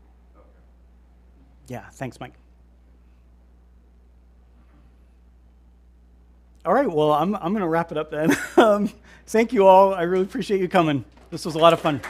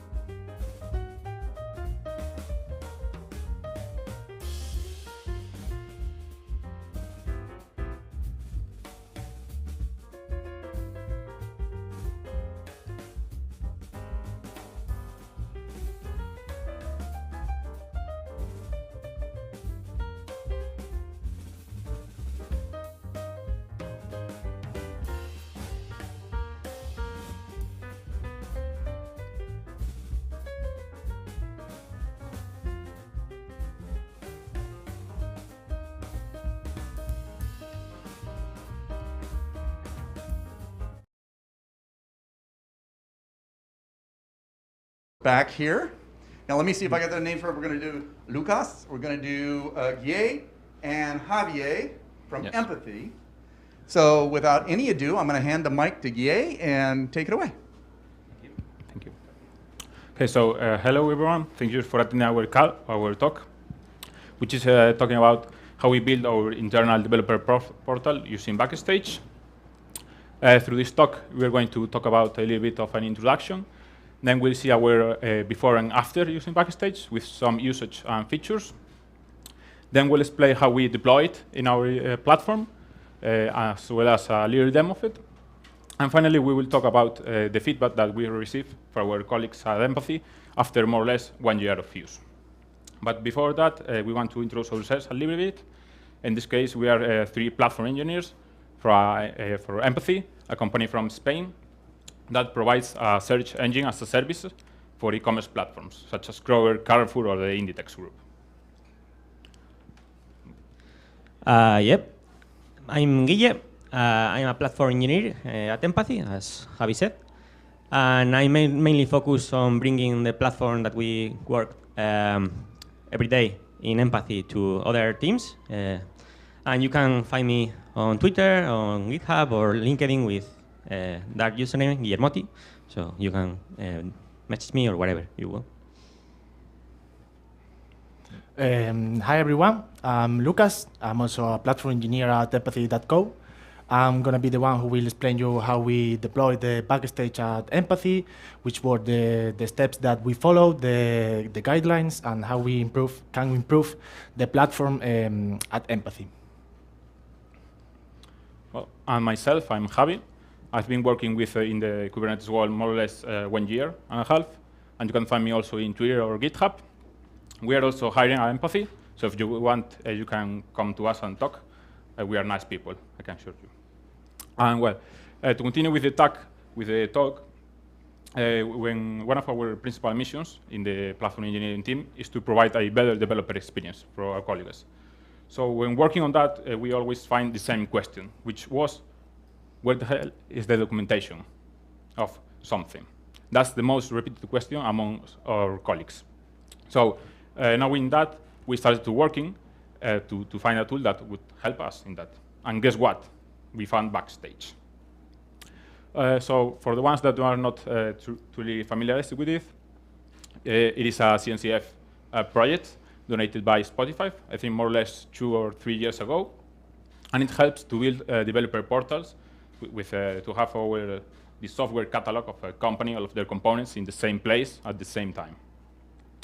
So in our case, we're going to talk a little bit before Backstage. As I said before, one of our main problems is that our documentation was stored in different places. Some documentation was in the repositories, other in Confluence. You know, it was like a little of a mess spread in too many places. This leads to some friction between teams because our teams need to work with each other. So when someone needs to know how the component of the other team work, it's kind of a little bit difficult for them. Another thing that we have was the onboarding. As you know, onboardings in new companies are always a difficult thing. We think we manage it pretty well, but you know, there is always room to improve it. So after using Backstage, we were lots better. First thing important was the software catalog. Backstage provides you a software catalog where you can have all of your applications, services, APIs, all centralized in the same platform. So for new joiners on the company, it's really easy to find anything you have, anything you are working on. The same thing for the documentation, all centralized in the same platform, along with your project, with your code. So it is just one place, and you find everything. And lastly, Backstage also provides multiple plugins. In this case, right now they have more than 80 available in the marketplace, so you can integrate the tool with other tools of their companies, you know, Jira, Grafana, wherever, all integrated in Backstage. So let's dip a little bit more into it. First in the software catalog, you can see there how it looks like. You know, you can have all the different information for the component in the same place. You gain a lot of ownership visibility with Backstage because every component has its owner, has its team, that sometimes is a little bit different to know who is maintaining that project. And yeah, as I said before, you have multiple integrations with the other tools. So for those of you who probably thinking that it is difficult or not to add a new component to Backstage, it is really easy. To add a new component, we just need to create a YAML file like this. You know, it's just like adding the name of the project, a description, and then your integrations, your annotations that you need. You place this in your Git repository, and Backstage will do the rest. So it's really, really easy in the configuration. Talking about the documentation, it's more or less the same. It uses a lot the docs as code approach. Just create your documentation as Markdown files. You are also allowed to use an incredible set of plugins of the mkdocs plugins. And you can find your docs and the things you need faster and easier. Of course, this search is not as good as the one we made, but you know, it does the work. And same thing, to add documentation, really easy, really fast. Just create a couple of empty files, put it in a folder inside your Git repository, and then you need to create this mkdocs.am file with all your settings, your navigation, and you have done. Backstage will render your page automatically, and it's always updated. Going with another core feature of Backstage is the software templates. In this case, when you have a large company like ours, Empathy, and with lots of new people joining, sometimes you need something like that. With this, you can create templates for all of your new projects. So you can add your organization best practice or your security needs. So when you need to create a new project, just goes to Backstage, click a few buttons, put the name of your project, and it will create your GitHub, your repository with all you need. You know, it's like 2-3 minutes, and you have your work there. And another core feature that is pretty interesting is the Kubernetes. The Kubernetes plugin allows us to monitor our Kubernetes clusters within Backstage. This is really useful also for people that are not really familiarized with Kubernetes, as you don't need to type any command or whatever to see the state. Just come to Backstage, you can see the different clusters, the different pods, the deployments, and a very easy way. So for developers that are starting to work with Kubernetes, that's a really, really easy way to get to know it. And lastly, as I said before, the plugins marketplace is awesome. You have integrations with almost any tool that you can find. And also you can create your own plugins because it's really, really easy. And with that said, let's go a little bit with the deployment. So all yours, Lucas. Oh, okay, thanks, Javi. As I said before, now I'm going to talk to you about the deployment of Backstage and how we integrate the tool at Empathy. Even that this talk is more focused on the developer experience, someone has to think in us, the platform engineers. We are also humans, we have feelings.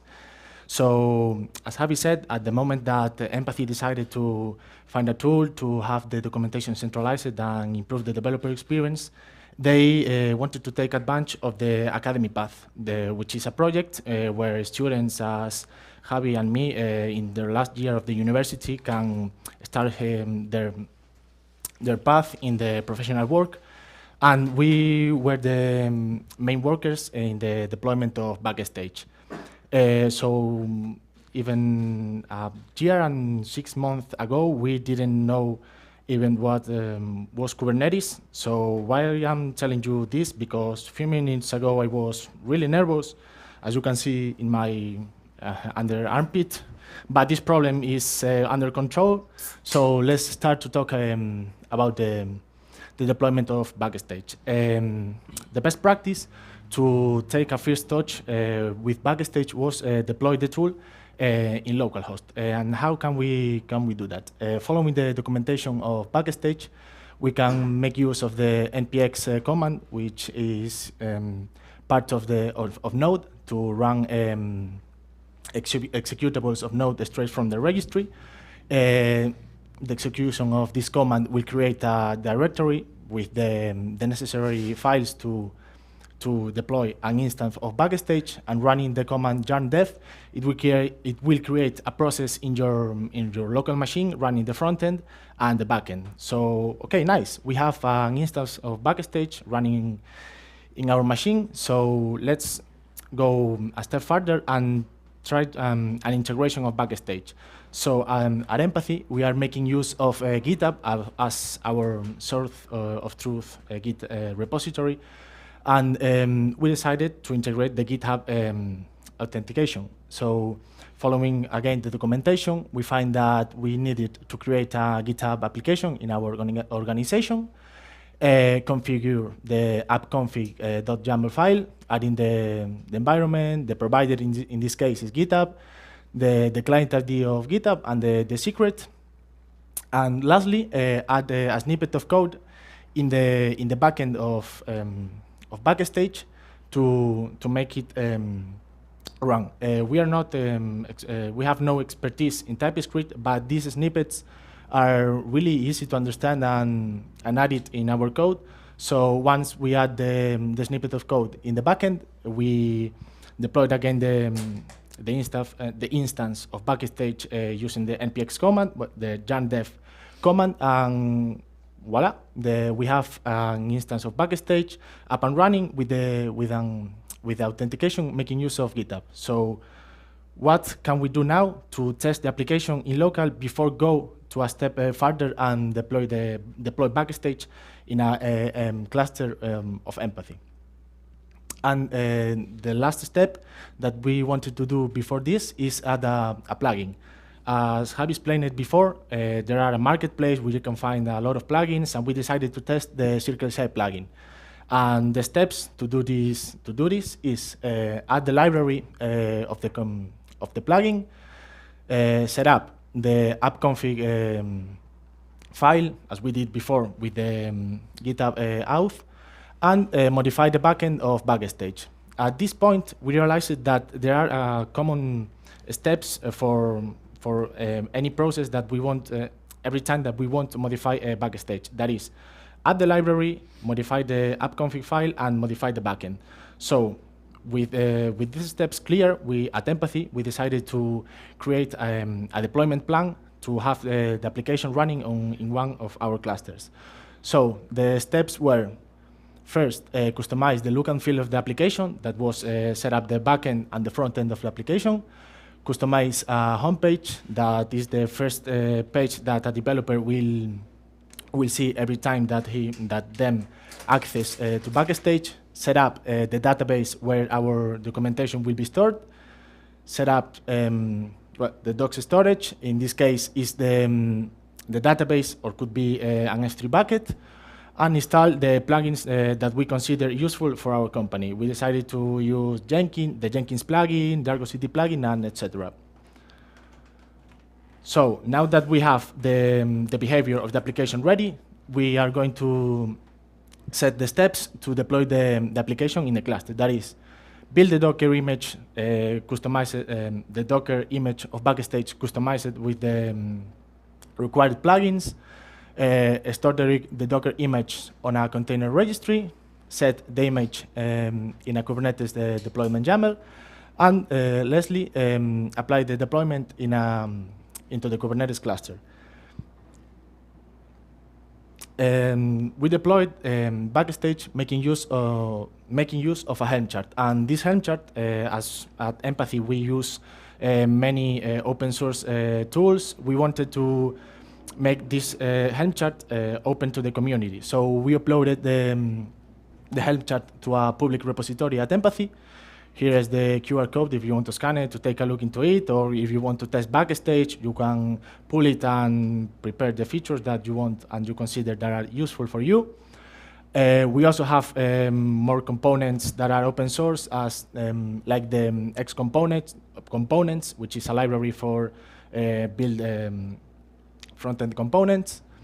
And at this point, we are ready. We deployed Backstage in the cluster. And a general overview of these steps were these. We pushed the Docker image and the Helm chart into a repository. Our CI/CD pipelines set up the the image in the container registry. Argo CD is the one who will deploy the application and make it ready for the users. And okay, we have the application ready and to be used by anyone. Now, Guille will show you a demo about how is the current state of Backstage in our company, how is the documentation that we have, the APIs, and taking advantage that we are on Halloween, he will also make do a demo of one of the most terrifying things that the owner of service could find, that is a PagerDuty alert. Okay, thank you, Lucas. So, well, I'm going to perform a small demo about what is Backstage at Empathy.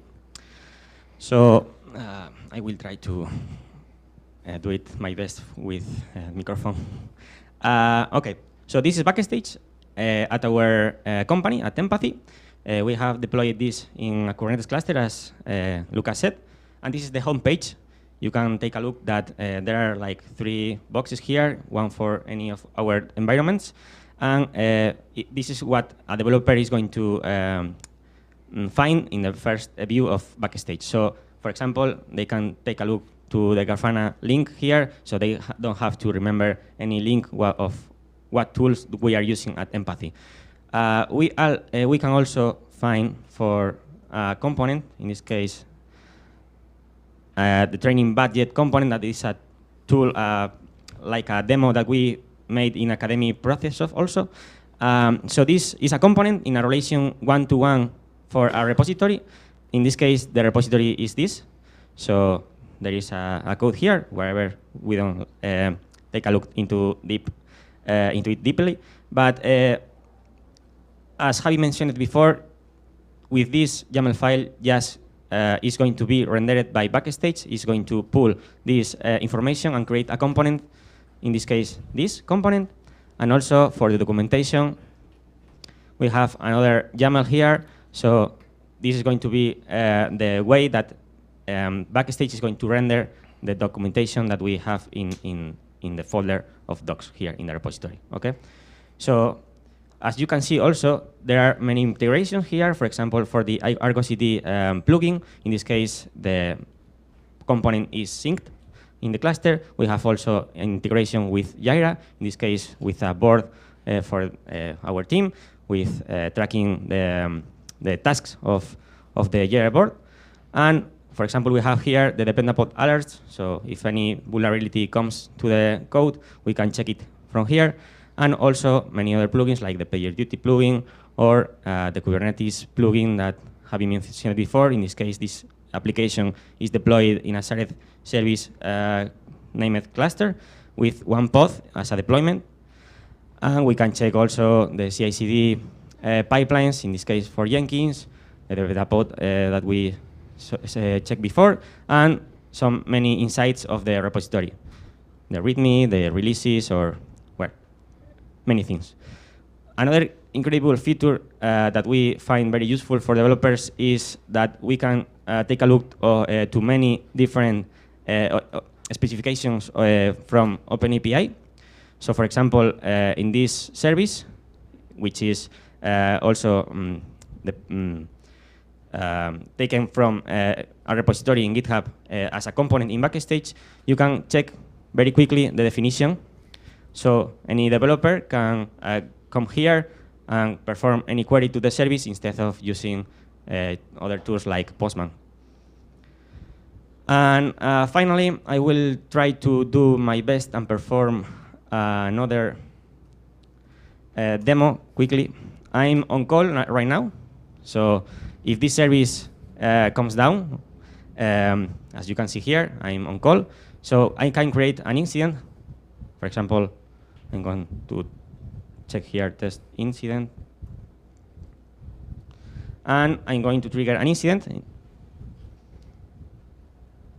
After some seconds, I'm getting the PagerDuty call right now. So this is very useful if, so for example, any developer is coming to check another service and is down or whatever, he could trigger an alarm or an incident to any other team in just a few clicks. And now I'm going to talk about the feedback that we received at Empathy about 1 year of usage of Backstage. As part of the developer experience in Empathy, we thought that performing some service to developers could be beneficial for us. So in this case, we selected one of the most I don't know, should say, useful questions that we raised for developers. In this case, if they are satisfied for using Backstage, and mainly people is satisfied with that. We also faced here an issue because we thought that many developers were using Backstage daily, but that's not the case.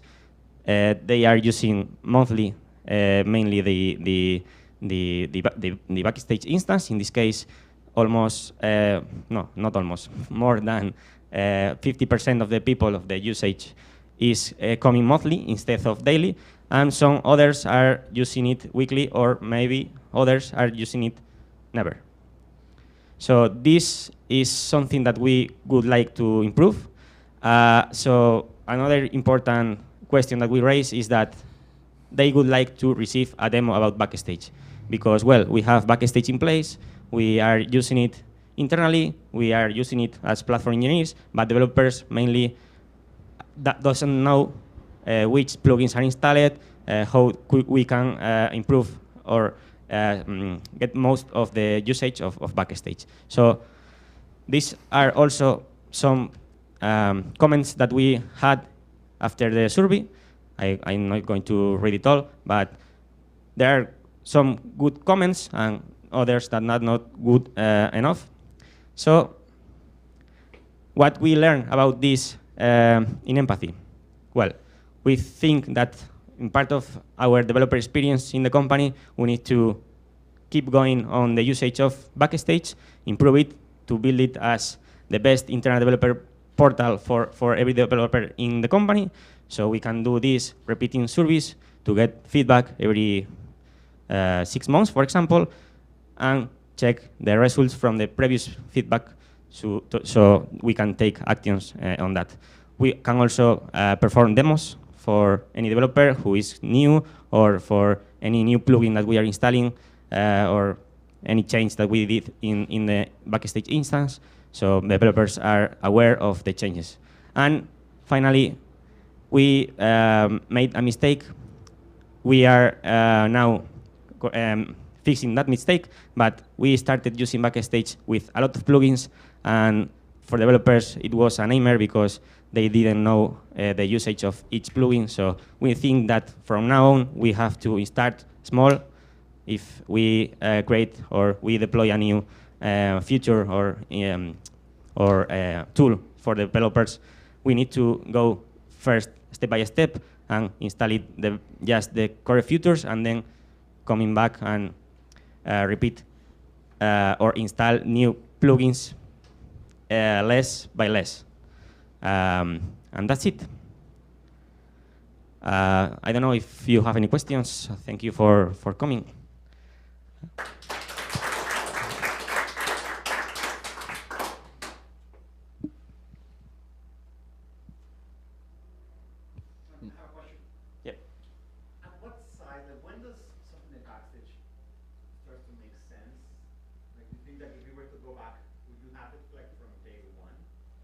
Yes, for sure. I think if you have more than 5 different teams in your company, or maybe 20 developers developing in several different services, you can get very advantage of the usage of Backstage.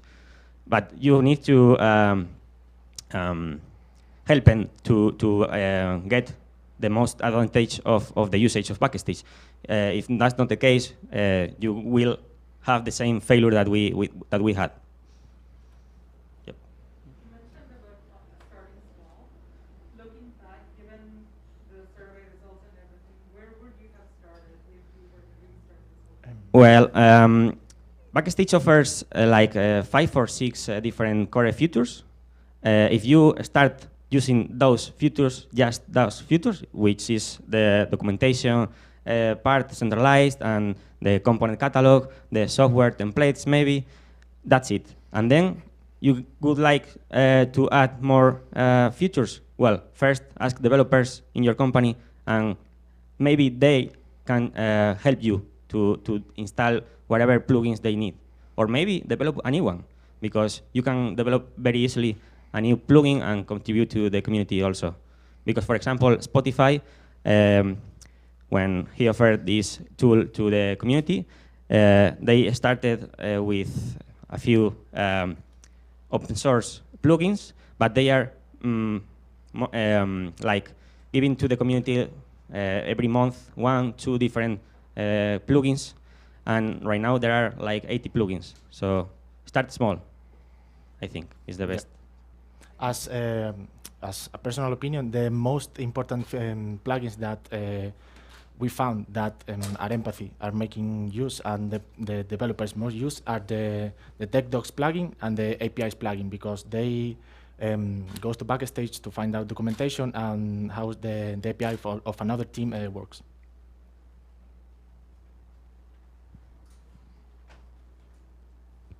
Any other question? Did the documentation feature of Backstage replace any of the public documentation that you have for your services? No. We have, in fact, one public documentation using a ViewPress instance, so there is nothing in the same place that Backstage. So Backstage, we are using it just for internal documentation, not for any external. So you cannot enter in our instance. For example, we are in under the VPN, so you cannot check the URL of Backstage for Empathy. And I don't know if any other company is using it outside for external documentation. I don't know.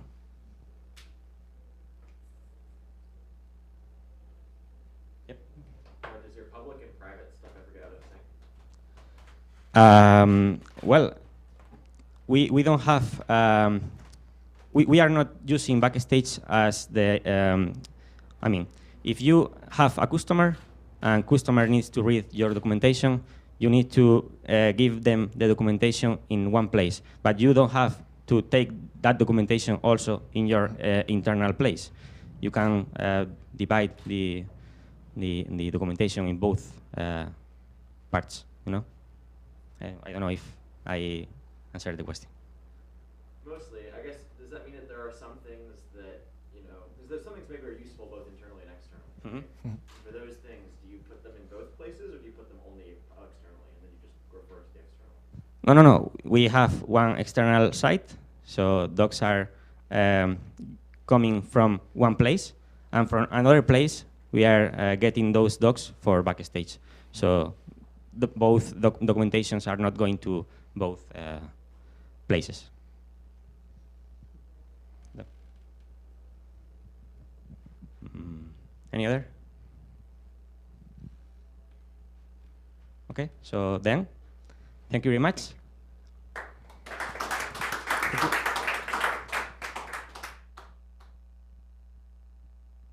Very much, appreciate it. We've got the standard 10-minute break. So we'll be back here at 40 after. It's like a little bit before 30 after now. You landed the timing perfectly, right? So win, win, win. So we'll see you in 10, 11, 12 minutes here and upstairs. Thanks.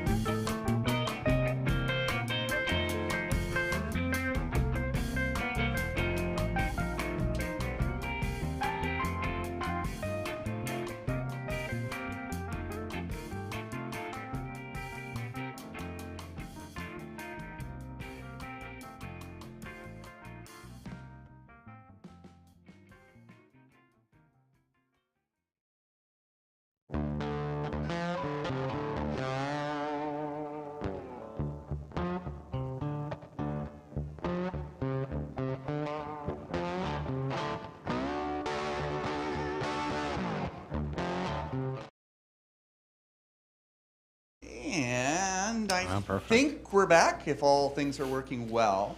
Thanks very much. We have Victor and Ramiro from Octeto. Wait, is that how you pronounce it? Octeto, yeah. Because I've read it, I've never actually pronounced it. You did it spot on. Okay, great. Thanks so much for being here. Take it away. Okay. Okay, so I'm Victor, that's Ramiro. Today we're going to do a little bit of role playing. You will have to imagine that I'm an ops person, he's a developer, right? And the goal is to enable him to be able to do everything by himself, because I hate receiving, when he starts sending me emails and Jira tickets and stuff like that. As a former Atlassian, Jira tickets. Yeah, I want to open the window and kick him out. But your office is on the ground floor, right? So that won't be too bad. Okay. So the idea is to get to the point where he can develop applications successfully by himself, right? So what do you need? I need to simplify development. So the first thing I need is a cluster, I guess. Cluster? Cube cluster, yeah. Okay, there we go. Okay, so what we're going to do is show Ramiro how he can create a cluster, right? Is this big enough? Do you see it? Yeah? Okay, cool. So I already prepared a manifest that will create a cluster with absolutely everything that he needs. Now, we will run a cluster in EKS, in AWS, right? In AWS, that means that he would need to create subnets and VPCs and internet gateway and whole madness and shenanigans that he would never figure out, because he has better things to do than study AWS for 17 years.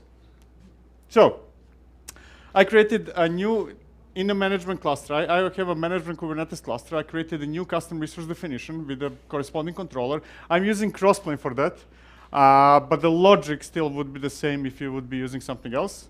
You shouldn't use Crossplane, but nevertheless, that he can create something called cluster claim whenever he needs a cluster, and that he can use the labels over there to select where that cluster would be running and what is the type of the cluster. Now, the options depend on the implementations I create. I have quite a few implementations of a cluster, but in this case, he's saying provider should be AWS and cluster should be EKS, right? And then a couple of parameters. How did I get to do those parameters? I spoke with Ramiro and with a few other people, everybody in my company, what do you need, what do you care about, right? Because many people do not care for everything. They just want to develop their applications. And we got to the point that people can specify the size of the nodes. And since nobody knows whether it's T2 something something or 3.3 something something, we agreed on small, medium, big. And that will differ from one provider to another, right? We're going to start with 3 nodes, and we're going to run Kubernetes 1.22. And finally, he will need to connect to that cluster somehow, to operate the cluster, to use that cluster. So this composition, we call it composition in Crossplane, will create a secret called A-Team EKS, right? So what I'm going to do is create a cluster for him, only the first time. Next time, if he opens a Jira ticket, he will be fired. He cannot be fired because he's a founder, so I would be fired, but nevertheless, imagine that that's not the case. I'm going to apply. Now, normally you would do this with Argo CD or Flux and you know all the jazz, but not today. So I'm going to say, hey, file name is going to be example skates AWS EKS 1 point something something. And the process of creating everything required for the cluster would start. Now, I'm cheating right now, right? I'm doing unspeakable things in a live demo, and that's mostly because it takes like 20 minutes to 30 minutes closer in AWS to create everything, so I'm saving you from that part. But I did the same thing just earlier before the session, right? Executed exactly the same command.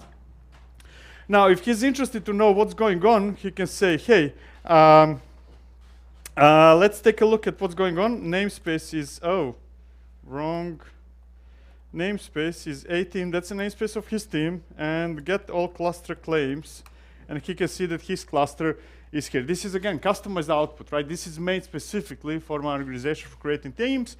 The output says, hey, control plane is active, node pool is active, it's all synchronized, it's all ready, secret is in A-Team EKS, you can go. Now, before I proceed, before we go to the next requirement, if that's for him, right?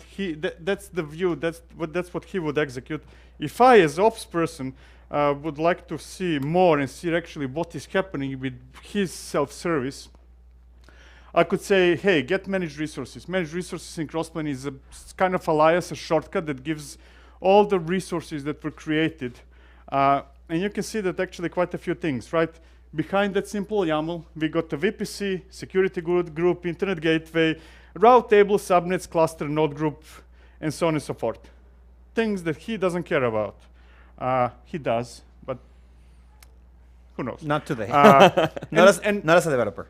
Exactly, not as a developer. And now to make it more interesting, it's not only that this creates a Kubernetes cluster, this creates production-ready or something-ready cluster, right?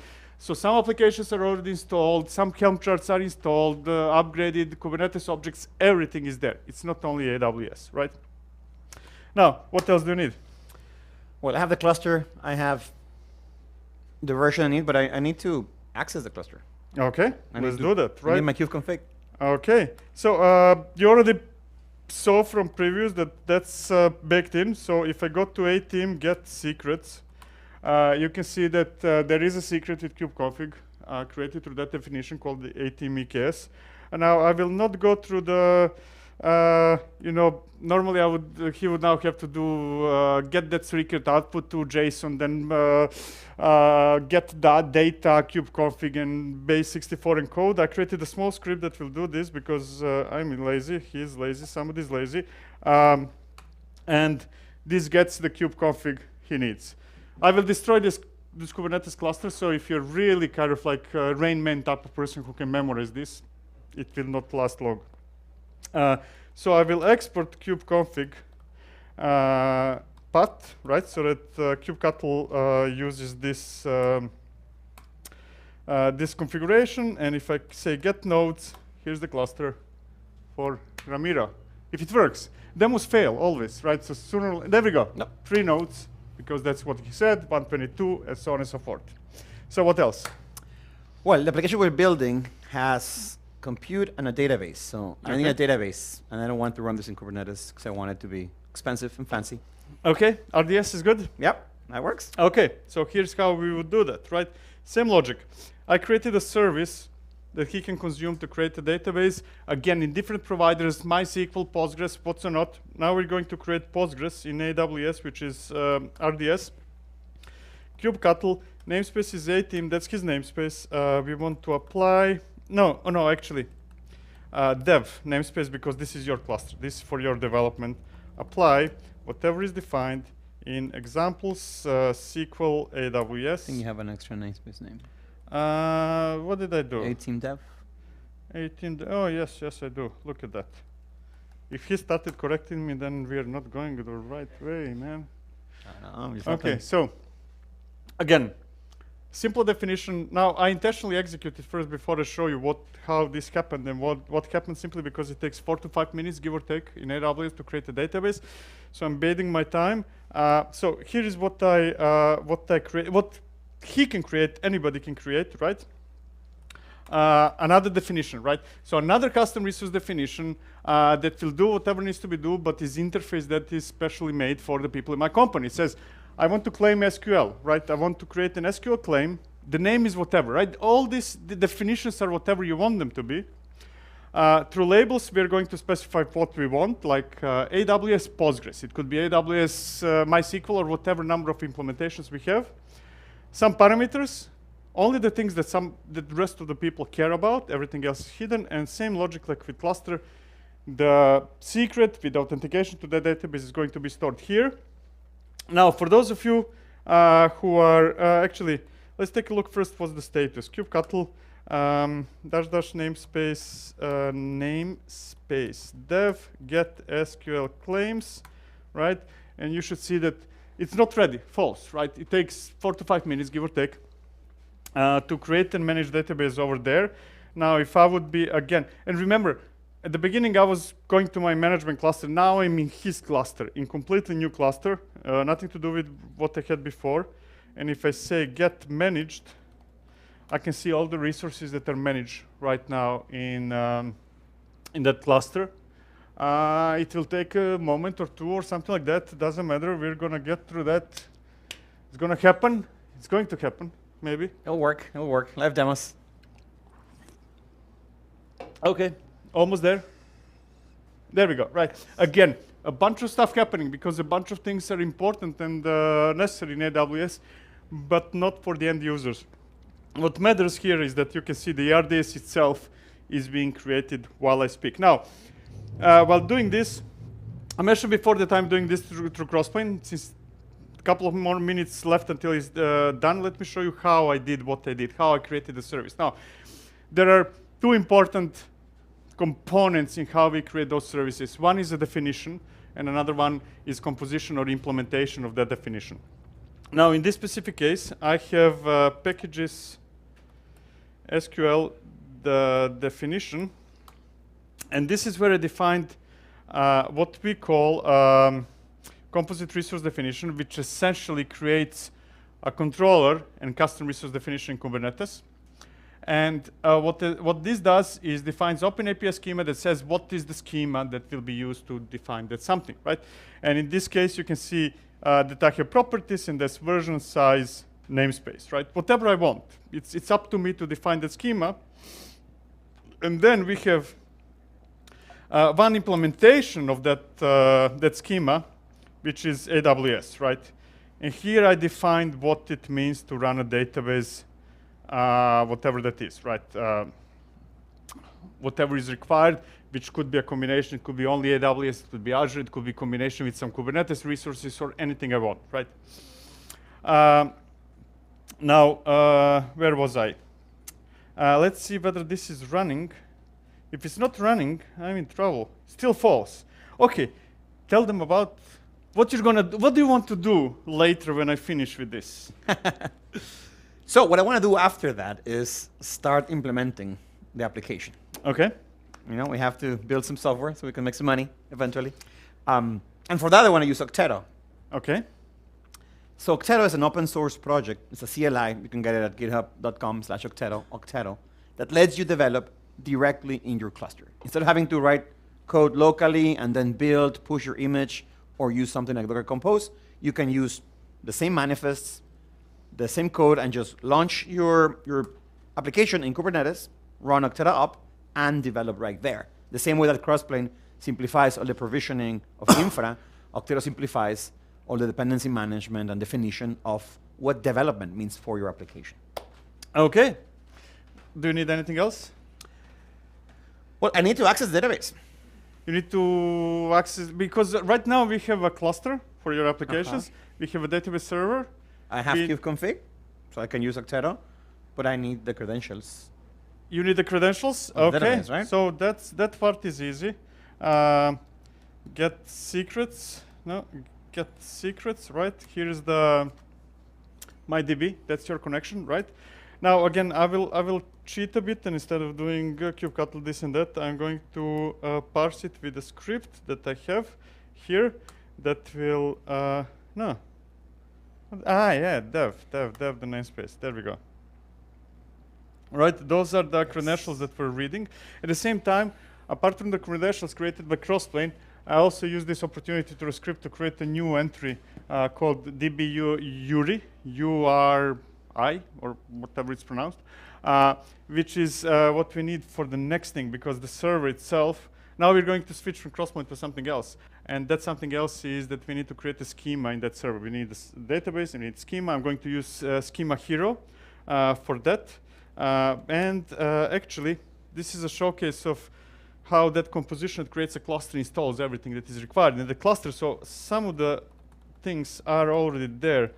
PostgreSQL.sql.crossplane.io, right? So Crossplane also already created a database there. There we go. It's synced through database in that server. I will skip the part showing you in UI with colors. You need to trust me that that works, probably. Yeah, I think that we're done. I think that I'm going to let now, I will let you do the Octeto part. Perfect. So I might have forgotten something in the demo. If I did, then it will fail, but we'll see. You know. That's what live demos are for. So we have the cluster, we have the database, we have secrets for everything. So the next thing is for us to develop. And I'm going to show you, the first thing I'm going to show you is Octeto YAML. Octeto YAML is how you describe what your dev environment looks like. It has 3 main components: the build phase, the deploy phase, and the development phase. Build is containers you're building. You could be using anything that works with BuildKit, your local Docker daemon, a remote BuildKit instance, anything you want. You can define all the parameters that you need there, build arcs, all that stuff. Deploy is how you're going to deploy it. In this case, we're going to use kubectl to instantiate Schema Hero, and then, in this case, the manifest of our application. And finally, the part that makes Octeto unique is how you define your dev environment. You can define as many overrides as you want. The way it's going to work is Octeto is going to look for that specific application, in this case by name.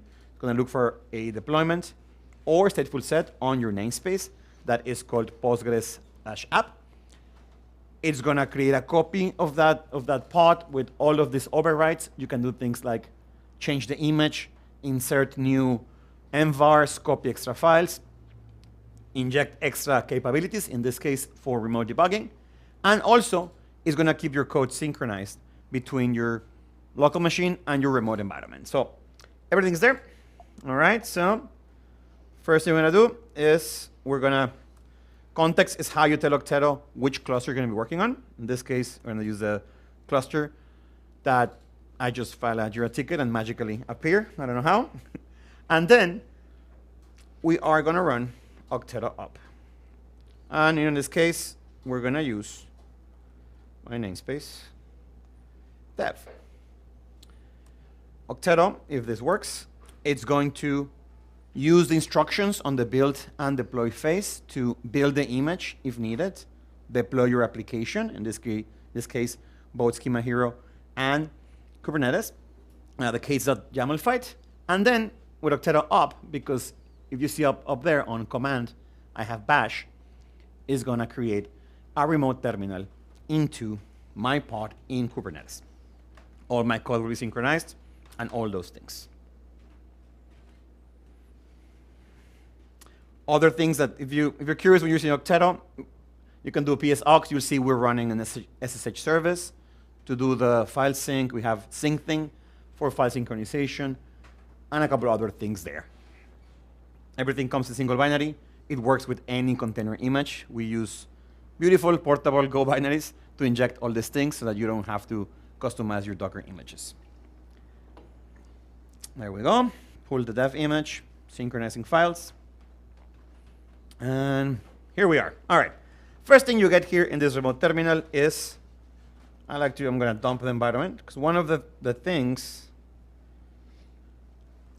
that Octeto does for you, because you're running on Kubernetes, is you automatically inherit the configuration from your application. In this case, if you look at, I'll show you in a minute, our application definition, it's mounting all these secrets that Victor created on my namespace as envars. This was done by my application, not by Octeto, and my dev environment will automatically inherit these things. So I'm there, the same thing. If we look at all the other files to kind of see what happened. Here on YAML. Oh, what happened? Oh, we are in the wrong folder. I don't know why, but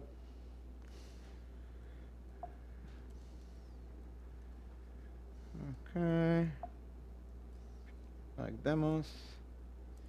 And here we are. The code's here. Great. So you'll see that this is the application definition. All the secrets are here. So we are reusing the same manifest, same configurations, all those things. But now we are in Kubernetes. So what this means is I can directly run my application there. I'm going to install dependencies. It's going to start my process. So on top of this, Octeto will get you remote ports for your API, for your debugger, all those things, which means that if I go here, let's see if this works. Local host. Almost. There we go. Almost. There we go. We have the application up and running. And look here. This is the application that I'm working on. Now, because I'm rigorous, I can try this and say, hey, prepare demo for talk. Sure.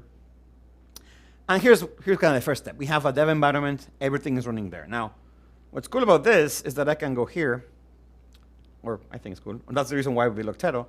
And I can make any changes here, and it will automatically be applied on this remote dev environment. So in this case, I'm trying to delete this, but, and this is the feature I'm working on, if you look at developer tools, you'll see that the endpoint is failing.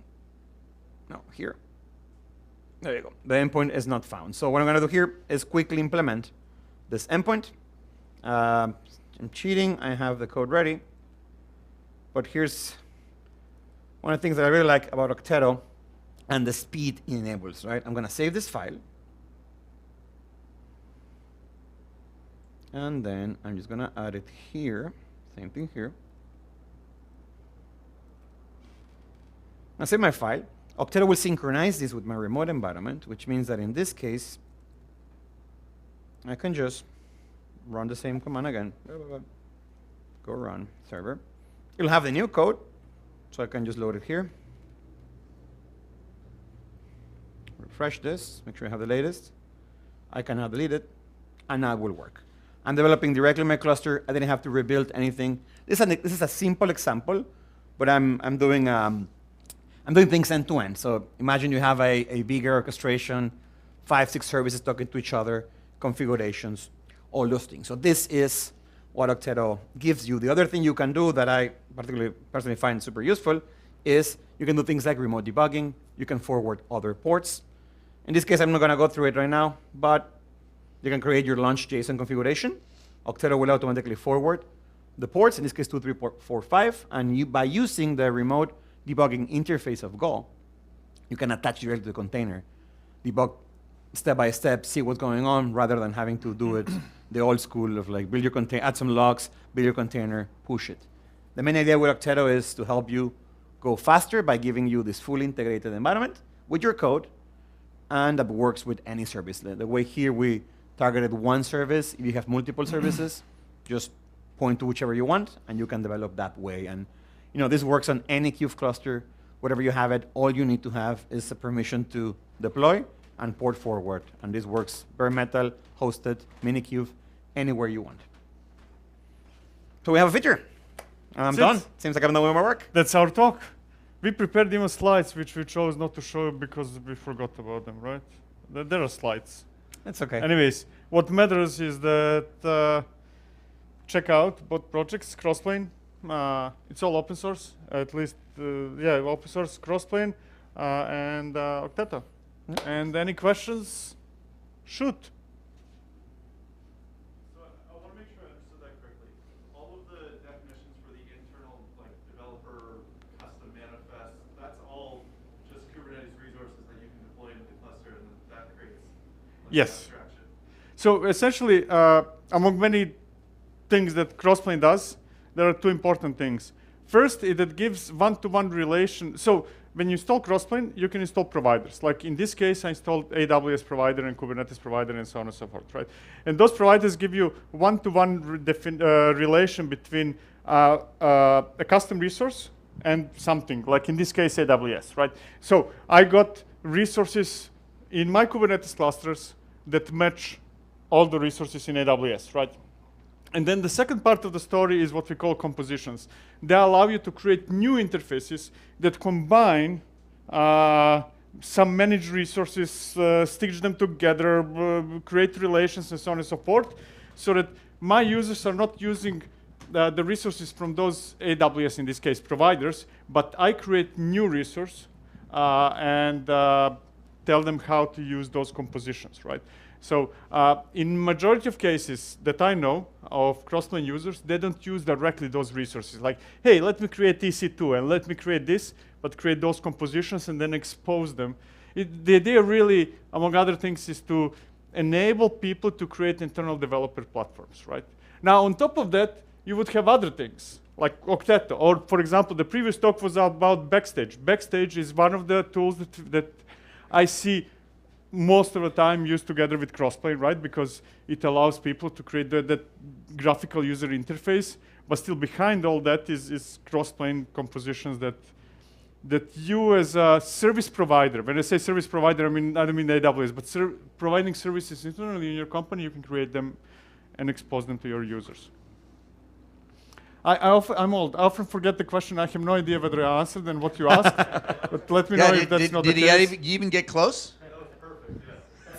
Don't encourage him. Tell him like no.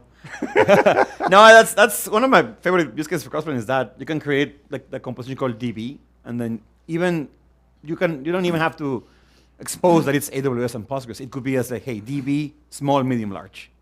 And then as a developer, I'm like, hey, it's my dev environment. I want a small DB.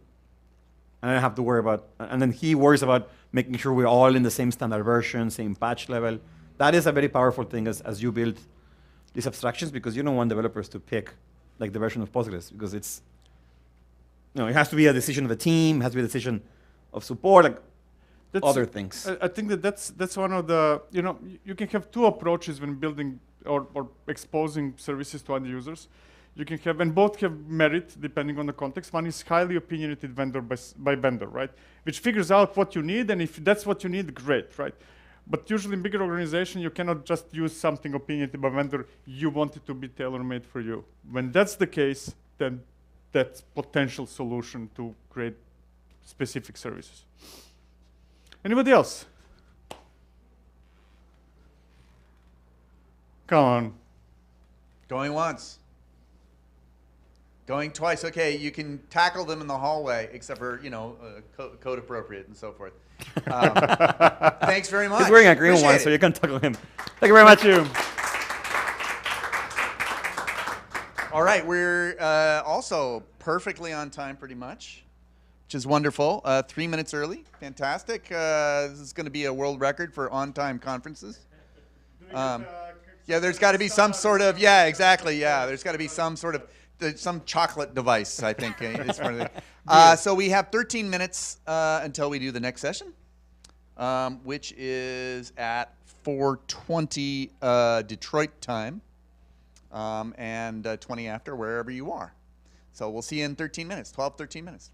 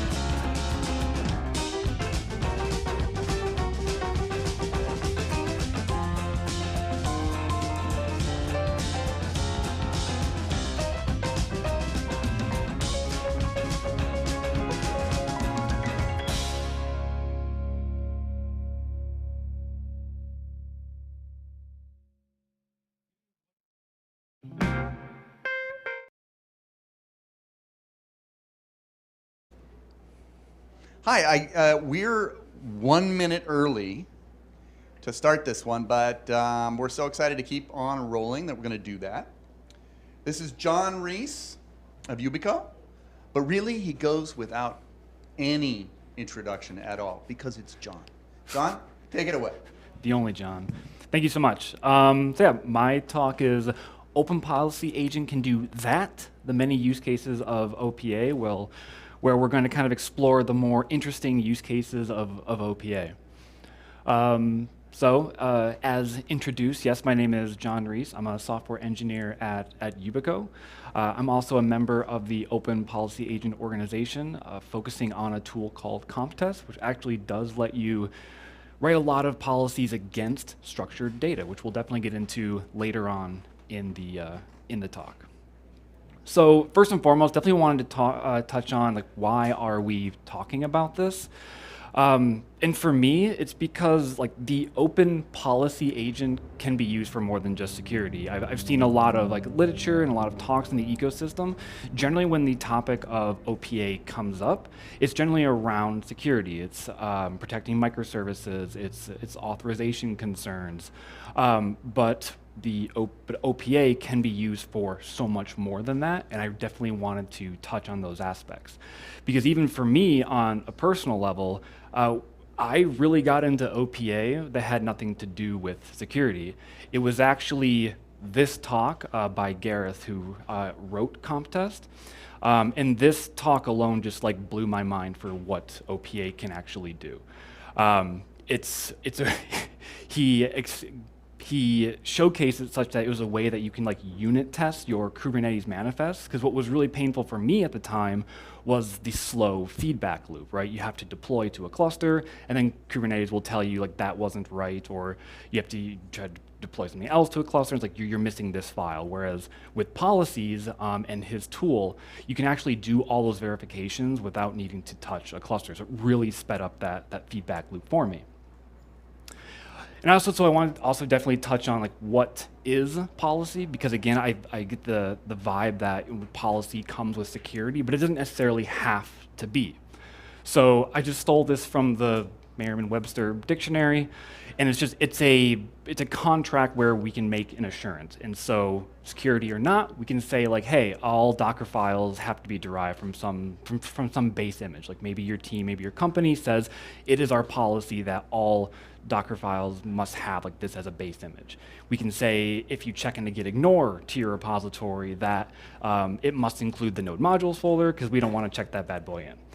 Kubernetes resources must include an owner label so that we can apply like cost analysis to it, or just know who to contact in the event of some failure. And at this point, right, there's kind of two ways that we can enforce these policies. If you're kind of a newer shop, or maybe like you're not in this space quite yet, you typically see these as READMEs or Word documents, right? So it's a company policy, or don't do this, don't do that. Otherwise, it's going to be with peer knowledge and review. You have to be in the know of what you can and cannot do, and these are all sort of manual checks within our pull requests. And just because you write a little document, it doesn't necessarily mean that it's enforced. So we want to get to a space where it's actually automated. And OPA is something that can actually do that for us. So obviously, we have to talk about what Open Policy Agent actually is, especially if you're not familiar with it. Taken from the website, it's a general purpose policy engine that you can unify policy enforcement across the stack. I typically just boil this down to like it's a yes/no engine. It's a way for you to ask it a question, and then it'll tell you yes or no, whatever that question may be. So for example, if we were to have some state in the world, we'll just say like a person, and this person is age 30 and they're located in the US, and we wanted to ask like OPA, is this person able to drink? OPA is going to know about all the policies that you have defined for it. And so in this case, the policy is going to pass because the location is equal to USA, and they are greater than 21 because they are 30, so the policy is going to pass. In order for it to actually fail, every single line would have to be true in this case. Also, OPA has two modes of operating. Again, I think a lot of the time we think of it as an external service or some sort of sidecar. In the external service type of ecosystem, it's generally deployed as a workload, especially into clusters, and then all of your services are going to make requests to that centralized service, which has pros and cons. Again, it gives you that one place to do your authorization, and then no matter what language that your services are written in, they can make requests to it, because ultimately it's just going to be a JSON-based request. But you have to have this knowledge and expertise to run this service. The other way that we can do this, and probably the most powerful to me, and what a lot of these tools are going to be built off of, is the fact that OPA can actually be run as a library. So all of the smarts of OPA you can import into your own projects and get that functionality in your applications. And so this makes it really easy to begin using OPA, and you don't need an external service. If you live in this, in this environment where all of your backend services are written in Go, then you can actually just write all your policies in your applications without even needing to deploy OPA. You can just purely use the library functionality of it. And so one of the big things to consider is that OPA is going to expect all of its input to be JSON, which has pros and cons. But the biggest thing is that we can then pretty much represent anything as JSON. And so that gives us the ability to write policies for a lot of things that you might not think of. So one of the really, really cool things that I've actually seen in practice is this idea of writing policies for your repository. So consider like we have this repository where we have a list of services, service A and service B, and there's a README inside of that. Now, one approach that we can use to kind of represent this as JSON is actually to just use the tree command and then output that as JSON. The JSON format itself is not super important. You can use whatever format you want, proprietary or just use this. OPA doesn't really care, just as long as it's in JSON. And your policies are written to kind of know this format. And so now that it's in JSON, we can actually let's say, okay, well, let's have a policy that says like all service directories must start with the word service. And this is what that Rego would look like. If the input type is directory, the root directory does not start with the name service, then we can say that that's an invalid service. And this can be really powerful in things like large monorepositories where like your CI depends on very explicit folder structure. So like all services must have a Docker file in the root is a big one. All services must have a README, or however you want to, or whatever policy you want to write for that. Whereas before, without this, you'd have to do manual checks for that. Continuing on is like another example, we can have like a configuration file. This one is just defining a web app. We're saying that the application is currently running in production mode, and the server protocol is HTTP.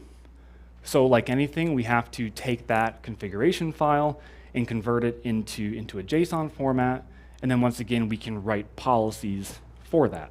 So no matter what type of structured data that you want to write policies for, again, move it into JSON, and then you can write policies for it. In this case, the policy is going to fail. This won't be allowed to be checked in or deployed into the repository because the protocol is set to HTTP, and so we hit all the Rego lines there. And so like that probably seems like a lot of work in terms of you have to know how to convert that data to JSON. You might end up like a lot of teams representing the same INI in different ways, or a lot of things like that. But there is a solution, and that's actually Comptest. This is a tool that contains a lot of different parsers inside of it.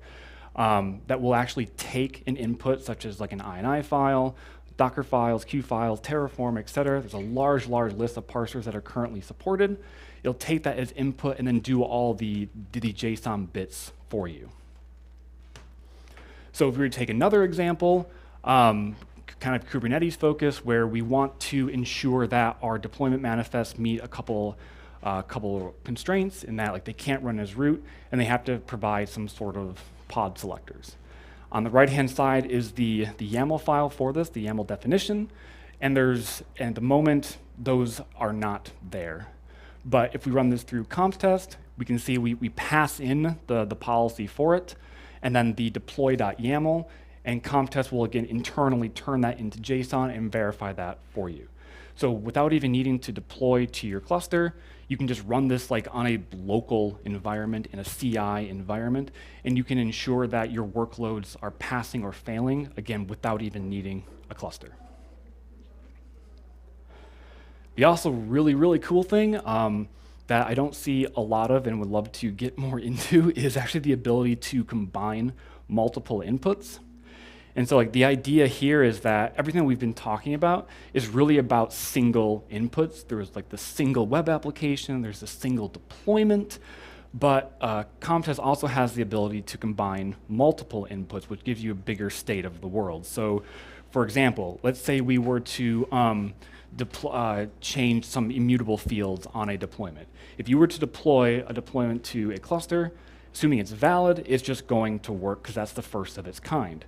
But if you were to change that same deployment and maybe update some label selectors or touch an immutable field, you're not going to know about that until you actually deploy it to a cluster.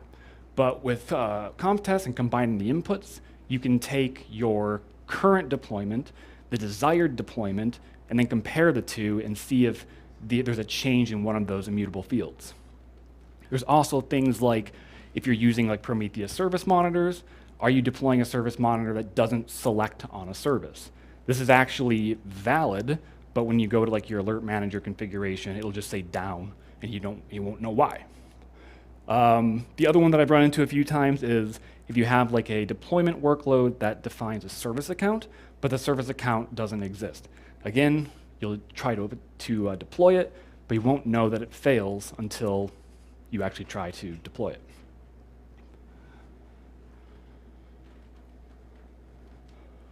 So what that'll look like is, we have our deployment on the right. We're saying that there's a service account name of foo. There is no service account here, definition named foo, and so that this policy will fail because it's going to look at that service account name and then look at all of the YAMLs that you give it. So right now I'm giving it deploy.yaml and namespace.yaml, and it will search for a kind of a service account within that same namespace that matches that account. So this will let you know, hey, you're trying to deploy something that's just going to fail. Again, all on local machines or CI. Definitely had to touch on Gatekeeper a bit. There's a lot of literature out there, so I don't want to dive too much into it, but the core idea of Gatekeeper is to enforce these sorts of policies in a more production environment and ensure they're actually not on your cluster. So the idea is that Comptest is really about shifting your policy concerns to the left, running policy checks on local, on CI, and then you use Gatekeeper to verify that they aren't actually in your cluster. And then again, using those same policies across the stack. The other really cool thing that we can do is there's a tool called Constraint that actually makes the management of Gatekeeper policies a lot easier to work with. But it also includes like documentation for your policies and more control over your policies. So it's better to kind of showcase an example. So one of the things that we can actually do is start including some comments into our policy files, which gives us the ability to define, let's say, like a title for the policy, and then a more apt description of what the policy is doing. So that way, if you are like a platform engineering team, and your team is, or your company is exposing a Kubernetes cluster for people to use, so they don't have to know Rego, they can just kind of look at this and see what the policy is doing and why it exists, and which Kubernetes resources that it's enforced on. And on the same vein, you can set at what enforcement level is this. Is it a deny? Is it an audit? Is it a warn? And that way, for your dev environments, you can start auditing things and progress that all the way throughout to production.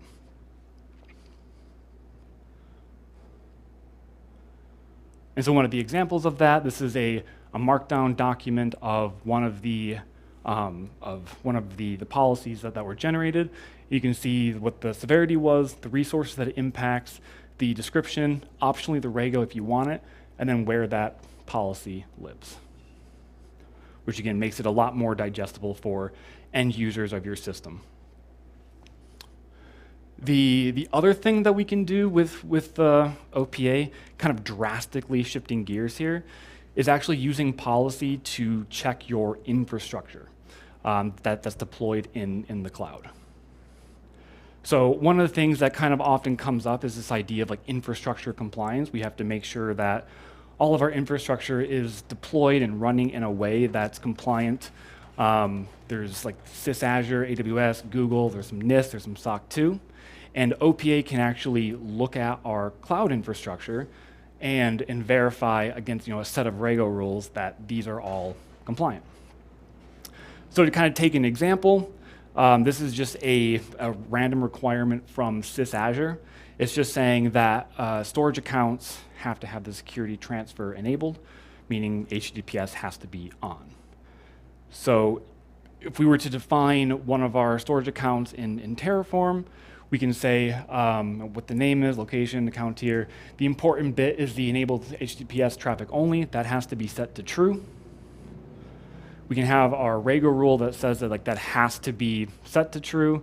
So in this case, if it's false, then we can respond back saying that you have to have secure transfer required.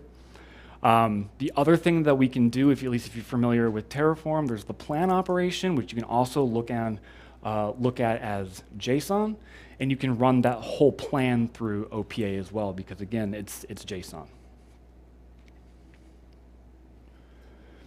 And the last thing I wanted to touch on is actually something that's really, really cool that I am hoping to see more usage out of, is actually the thought of kind of bringing it to the front end. So typically when we think of OPA and policy, we're generally, at least for me, thinking about it in how we're protecting API calls. If you're making a curl request or something, you're trying to create users, or you're trying to perform some action, and we need to make sure that we're actually protecting that. However, the front end is going to have the same concerns, especially in the visibility department. If you're wanting to, say, create a user, maybe we shouldn't even be exposing that create user button, or maybe it should be grayed out. And so at least in my experience, I've seen just a lot of the sort of same policies kind of duplicated in the front end, but not using your Rego, not using your OPA, the actual source of truth. And so one of the things that we can kind of experiment with is we can write a component that says, okay, well, this button will ultimately make a post to the user's endpoint, which is creating a user. And so if they can do that, then render the add user button. And so when the page loads, it can make a web request to OPA, evaluate that policy, can this user do that? Because typically you'll have some subject of who is doing it. If their role is administrator in this case, then they can allow the request to go through, and again, ultimately render that for us. So this gives us the ability to protect our APIs, and then also render front ends based on policy. So if we change the policy in one place, then that also will update our front ends automatically. That alone can be its own talk, and honestly, it is. This is the only one I've really found on the subject. But again, much like Gareth's talk, this is something that kind of blew my mind of oh yeah, I didn't even think about doing OPA and sort of front end checks. So I highly encourage you to look at this as well. So in closing, I mean, policy for me, is more than just security. It can be used in a lot of other contexts. So, does your project meet some sort of standard? Are there Kubernetes configurations that you may have missed? And then ultimately, you can even get into business rules engine, which I've seen a couple times in the past as well, where let's say you want to you have an address and there's a bunch of metadata for that. There's the weight of the package, the delivery date. You can apply all that to different sets of couriers and say who can fulfill this request. So you can use it as a way to find the answers for your end users. And over here, I have a link to all my resources, but that's all I have. Thank you.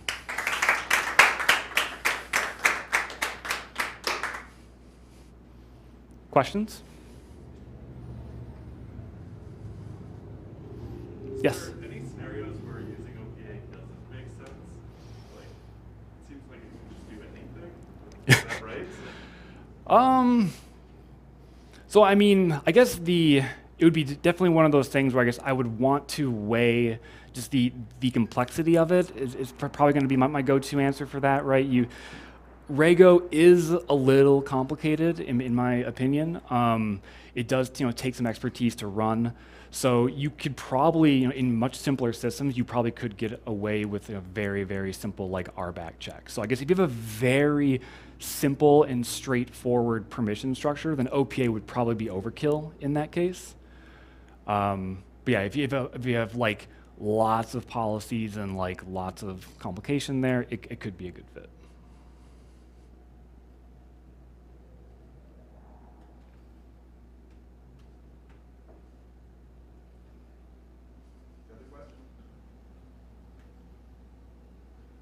Don't be shy. You know, if we had the Slack going on or something like that on the live stream, we would get all the other questions too from around the world. Listen, we're going once, twice, 3 times. John, thank you a ton. Thank you so much. Appreciate it. Let's see, 4:41 in Detroit. And we go here and we look at our fantastic little scheduler. So we're a little early in this room, which is great because people are getting tired. And we got one starting promptly at 5 Detroit time, top of the hour, wherever you are.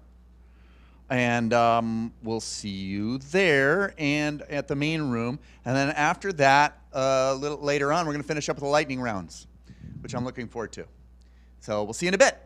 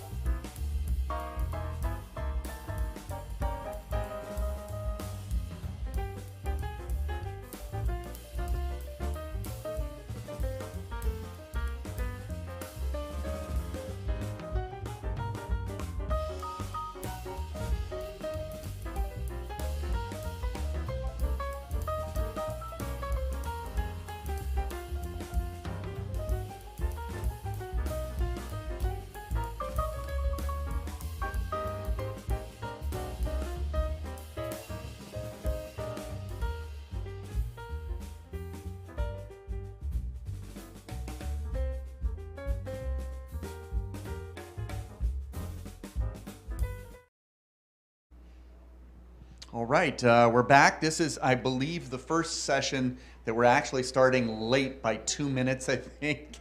It's a miracle for a great conference like this.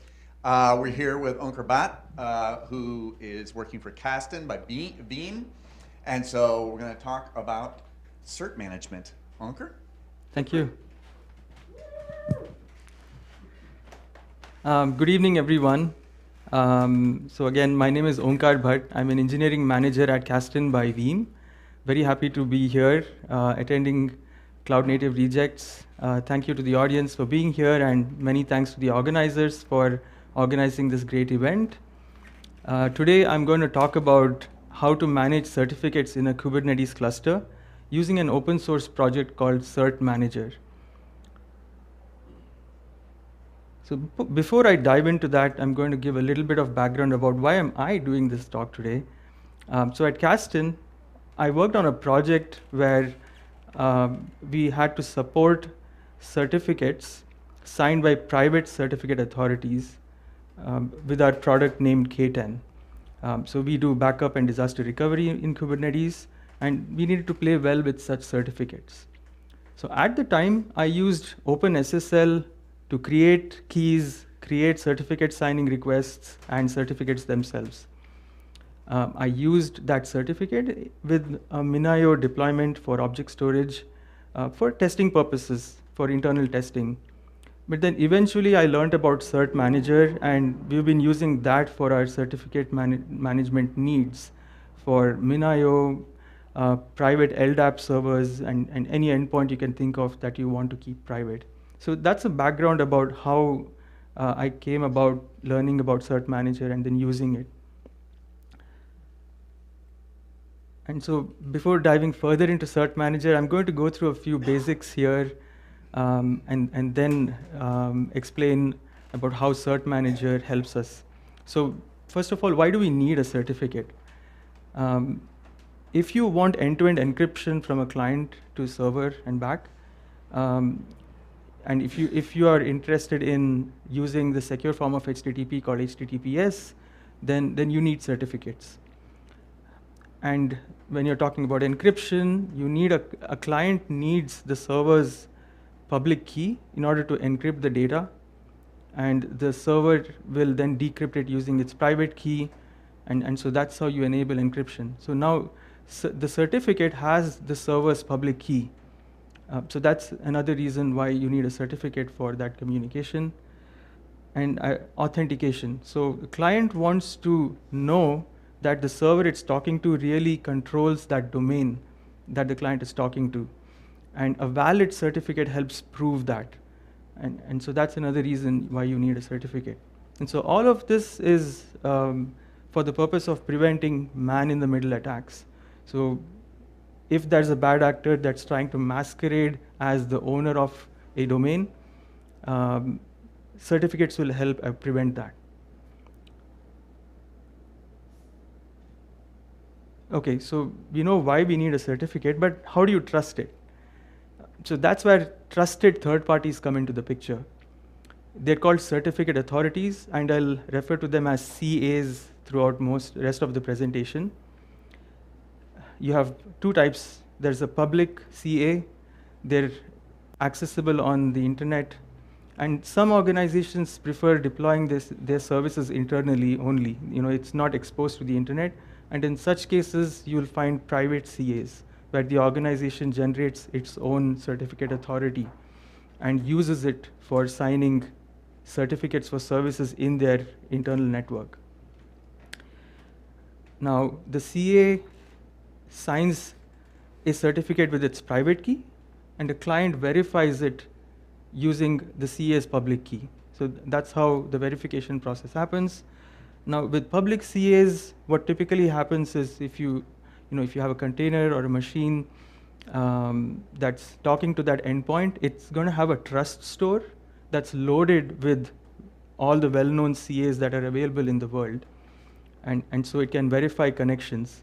But if you're using a private certificate signed by a private CA, you have to load that private CA certificate in your trust store. So that's a key difference between public and private CAs. So now that we've learned about why we need a certificate, how do we trust it, so then where do we use it? So if you're deploying a web service, that needs to serve HTTPS traffic, then that's where you're going to use that certificate.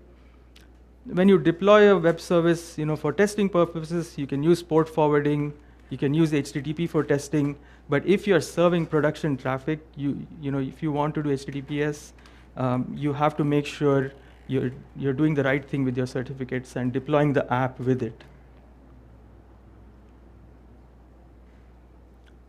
So how do I generate them? So obviously, I've talked about CA in the last few slides. Let's Encrypt is an example of a certificate authority. You need an agent on the web server that can talk to such a certificate authority. And so Cert-manager is an example of that. And there's a common language that the two can understand for them to communicate. And that language is the Acme protocol. I'll dive into each one of these concepts in the next few slides. So starting with Let's Encrypt, it's a free, automated, and open certificate authority provided by the Internet Security Research Group. So the goal was to create a secure web, a privacy-respecting web. So it's a free service that lets you create certificates, renew them, and revoke them. And so that's really awesome that it's a free service. And then comes Cert-manager. It's a certificate controller in Kubernetes. It's capable of requesting certificates from public and private issuers. So they refer to it as issuers.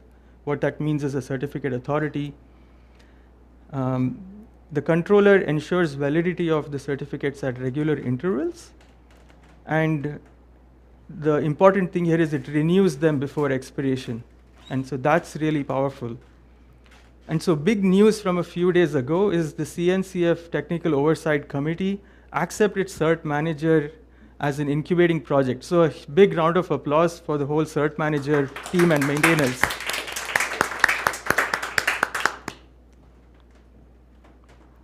So next, the Acme protocol, that stands for Automated Certificate Management Environment, designed by the Internet Security Research Group, and then published as an RFC 8555.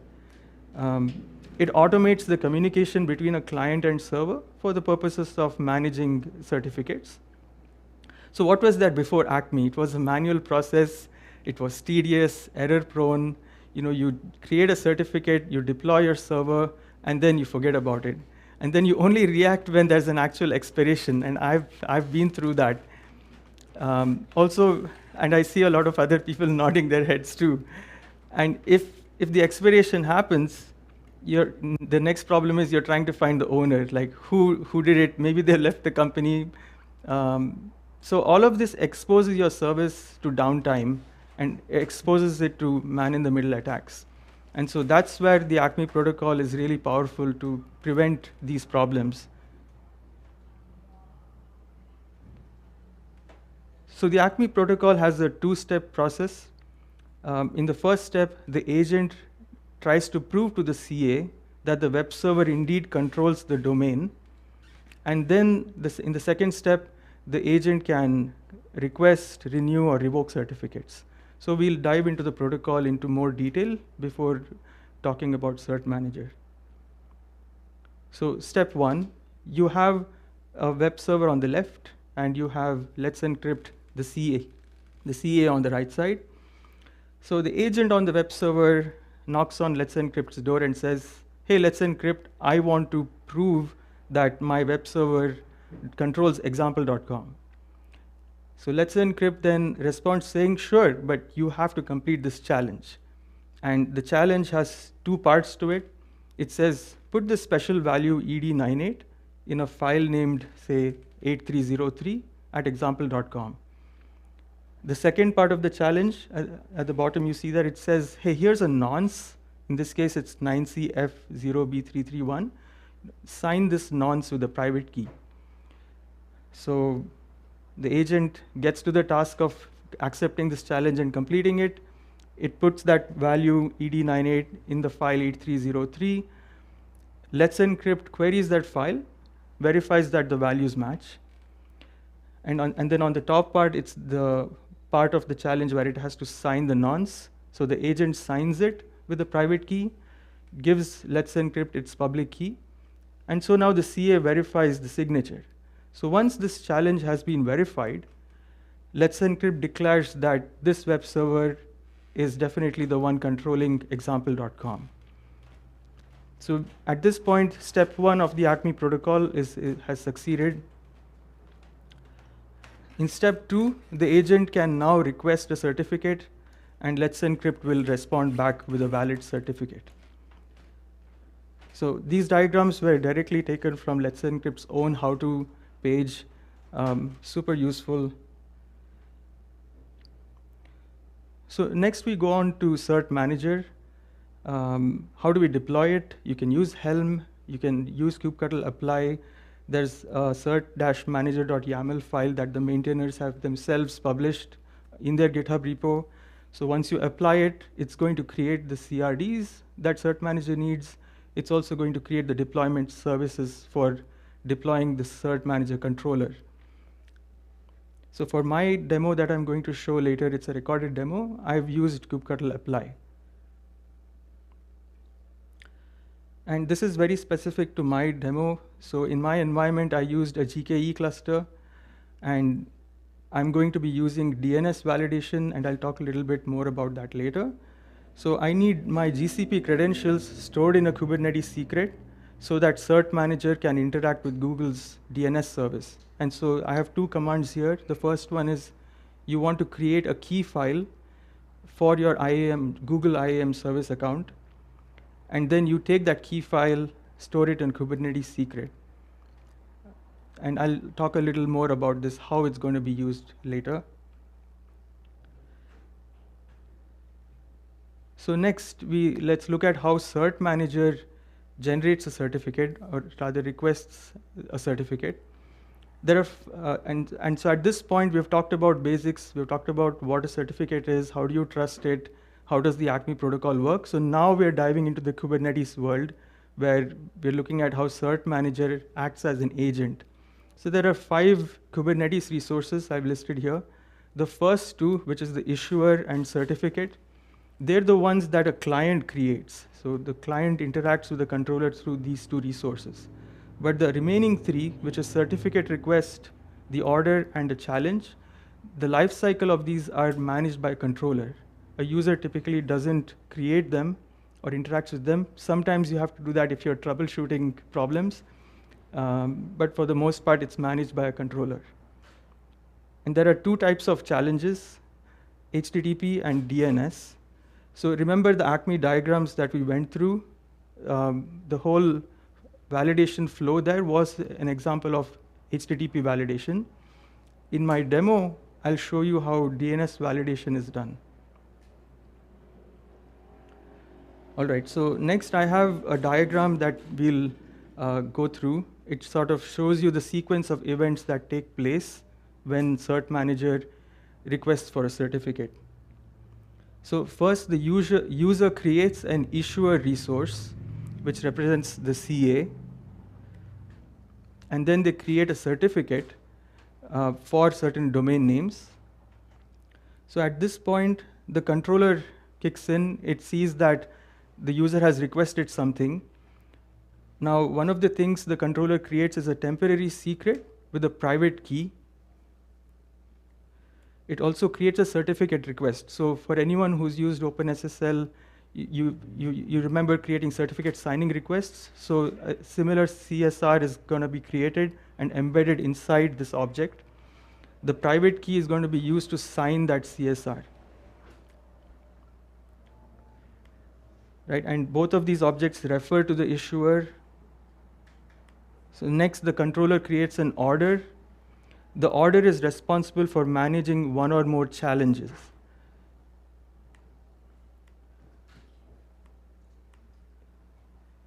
And once a challenge has been completed and verified, you'll finally have a Kubernetes secret created with the certificate in it.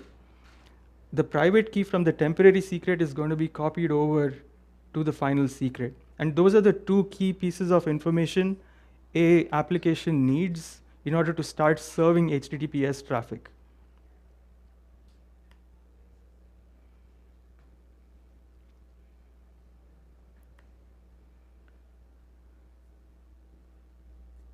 So DNS validation. In order to do this, Cert-manager has to create a DNS record named _acme-challenge. Once that's done, the CA will verify the contents of that record, and if it's successfully verified, that means the agent has proved that the web server is the controller of the domain. So another form of validation, but instead of HTTP-based validation, here we're using DNS records. And the record gets cleaned up after the verification is done. So here's a comparison of the two. If you're running in an environment where you're okay exposing port 80 to external traffic, then you can use HTTP validation. You want your Let's Encrypt server to be able to talk into your network. But what if you're running a network where you don't want that exposed? That's where DNS validation can be useful. DNS is especially useful when it's for domains for websites that are private. The second point here is about multiple servers per domain. So let's say you're distributing your load across multiple servers for your domain. In the case of HTTP validation, that challenge file, remember the ED98 inside a special file, you have to have that in every server. But you don't have to do that in the case of DNS validation. And the last point here is about wildcard domains. You can request those only using DNS-based validation. All right, so this is my last slide before I dive into the demo. So this is now talking about how do you take a valid certificate and consume it into your application. So you can do that through a Kubernetes ingress. There are two ways to do that using an ingress. The first one is about using annotations. So if you add an annotation such as cert-manager.io/issuer, Cert-manager will detect it. It will do what we discussed in the previous slides, the whole flow of creating certificates, requests, orders, and challenges will take place. And it will automatically update your ingress's YAML with a TLS section, which means the ingress is now capable of serving HTTPS traffic. So it's very nicely automated there. For my demo, I'm using the second part here because I've manually created the certificate myself just for illustrative purposes. So I updated my ingress YAML manually to have a TLS section. So you could do either ways. The first one is actually the most convenient from an automation perspective. All right, so next I'm going to play a video that I recorded and talk through that.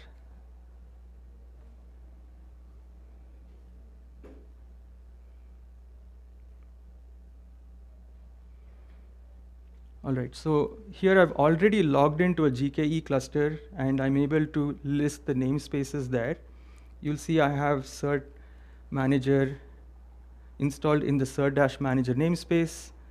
The application that I'm going to be using is a simple Hello World application that's in the namespace named app-staging here.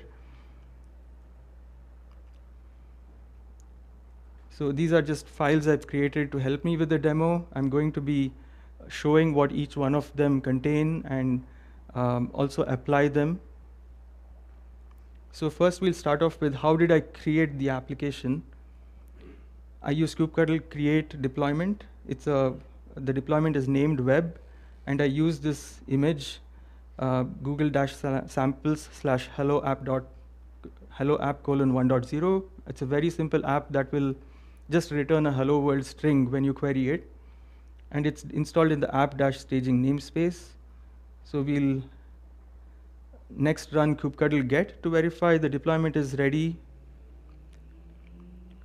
Once we verify that, I'll move on to showing the Kubernetes service object for this service. So it's a service named web in the app-staging namespace. It's listening on port 8080, and it's of type node port. So we'll use kubectl get to verify the service exists. So it's up and running. Everything looks good. So far, so good. So the next one, let's look at the ingress. And I pre-created these because the ingress takes a little time in GKE clusters for the GKE load balancer to react to it. So I didn't want to apply it and wait here through the video, so it's already running. So here it's named web-ingress in the same namespace as the app. So here you'll see the TLS section points to the secret that contains the certificate. So that's where we'll eventually generate our certificate into. And the ingress is meant for the domain name helloapp.dev.gke.kasten.io. So this is going to show up in our certificate request. And the default backend is the web service that we just created in the previous step.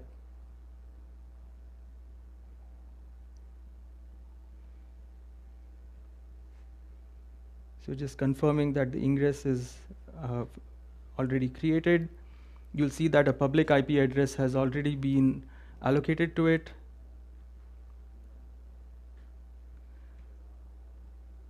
Okay, so the next step that I'm going to show is the command that I used for installing Cert-manager. As I said previously, I used kubectl apply. And next, I'll get all resources in the Cert-manager namespace. You'll see that there's a replica set, deployment, service, and pods. They're all up and running. So Cert-manager is available as a controller right now in this Kubernetes cluster for managing certificates. I'm also showing the custom resource definitions that have been installed here. So you'll see that they have a suffix with the Cert-manager name in them, highlighted in red, and the various resources we have talked about in previous slides. All right, so in this next step, I'm showing how I created the secret that contains my Google credentials, which is going to be used for interacting with Google's Cloud DNS service. So I created a secret of type generic, and I've pointed it to a JSON file which represents my Google credentials. So next, we're just confirming that the secret exists. And remember, this is in the app namespace, so it's namespace scoped.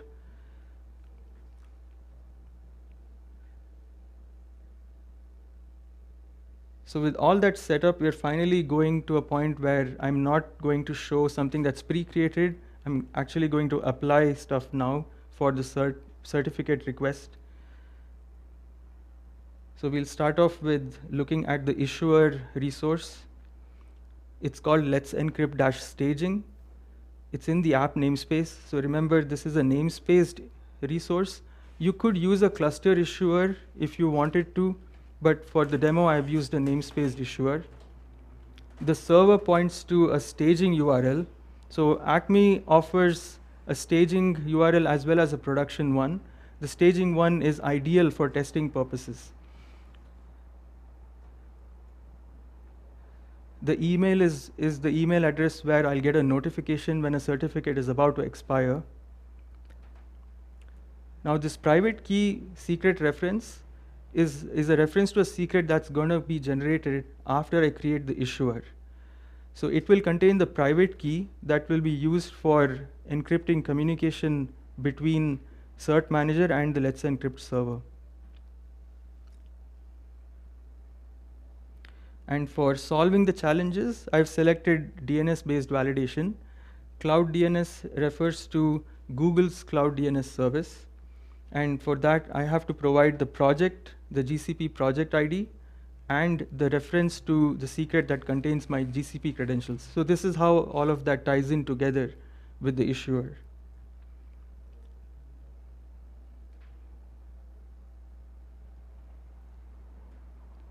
So let's go ahead and apply that.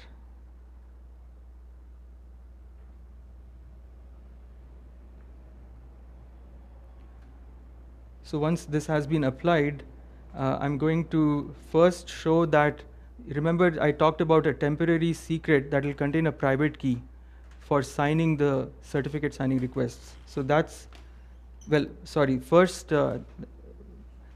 I think I moved too fast. So first, this is the secret which is created after an issuer is created. So just confirming that that secret is present. It's called let's encrypt dash staging. Let's describe the issuer.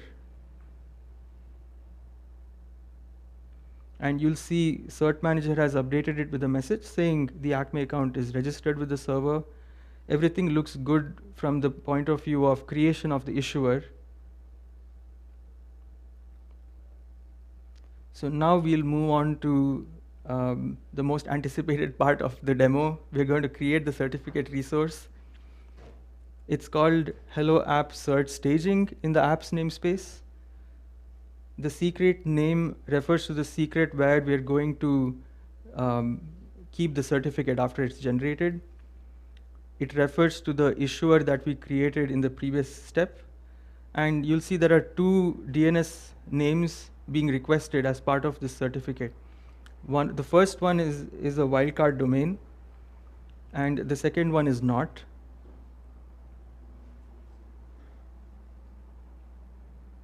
So let's apply it.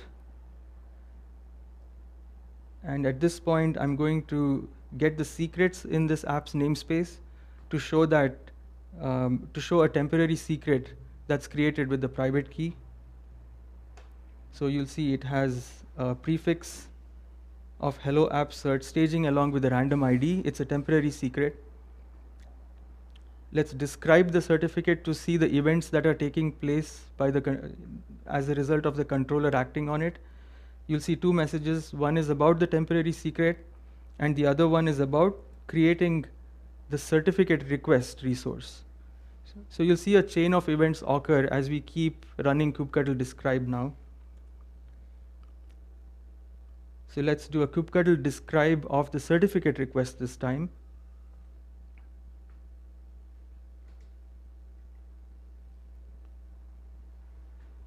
And you'll see there's an event section, there's an order created under the reason column, and then there's an order pending. So it's still working on the certificate request at this point. And remember that an order manages one or more challenges. So since there were two DNS names in my certificate resource, you're going to see one challenge per DNS name. And so that's what we're doing next.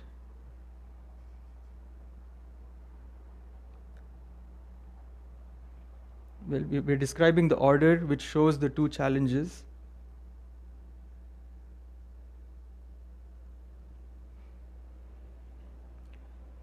So now let's describe the challenges and look at what's their status as of now.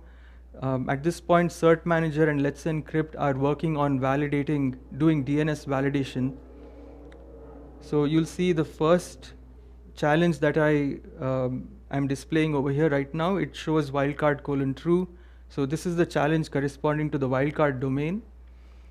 And you'll see the message at the bottom that says domain helloapp.dev.gk.caston.io is verified with DNS validation. So this challenge is complete.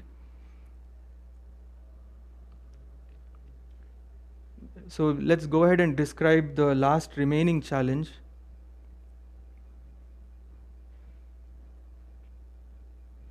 So it's still work in progress. You'll see that the age of the event is 38 seconds. It's going to cross at least the 1 minute mark. And so now you see why I had this in my title. I mentioned generating certificates in minutes and not in seconds. So we're almost at the 1 minute mark now.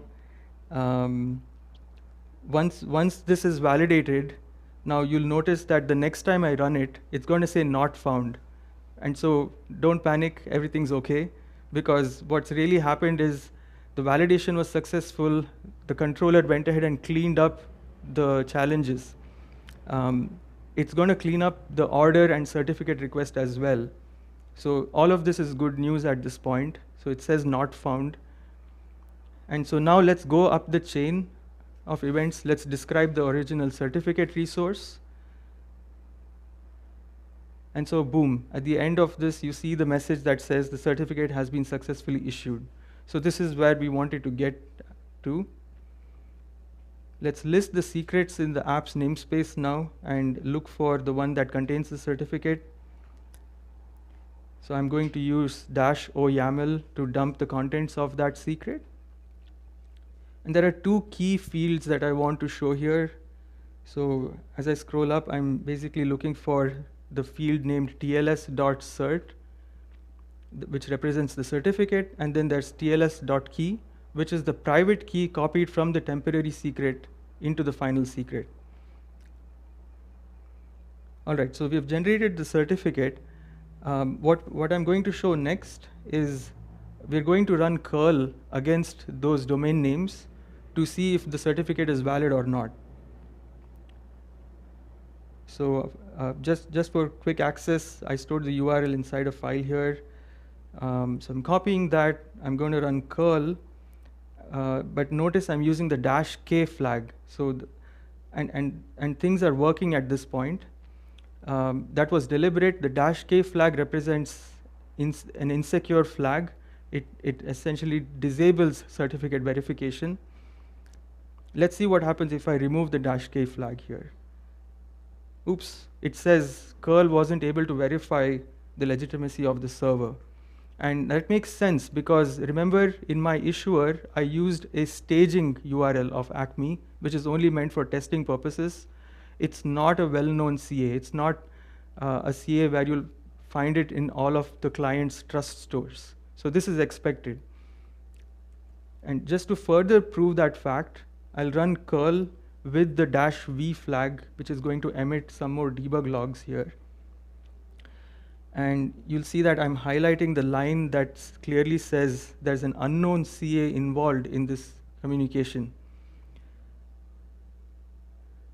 All right, so, but I don't want to stop the demo here. I want to show a curl command where I don't have to use the -k flag, and it just works with the URL. So luckily for you, I've already created another application. I've ran it with a production URL. And so I'm just going to quickly show that there's another namespace called app-production instead of app-staging.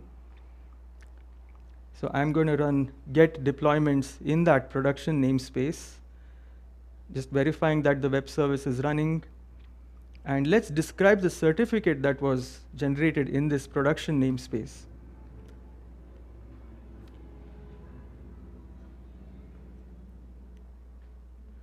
Right? And you'll notice here that Cert-manager has updated a message saying the certificate is up to date and not expired. So this is Cert-manager doing the work in the background for you, frequently checking if the certificate is valid, and if not, it's going to send you an email within a certain buffer. So that I think the default is if it's within 30 days of expiration, it will notify you.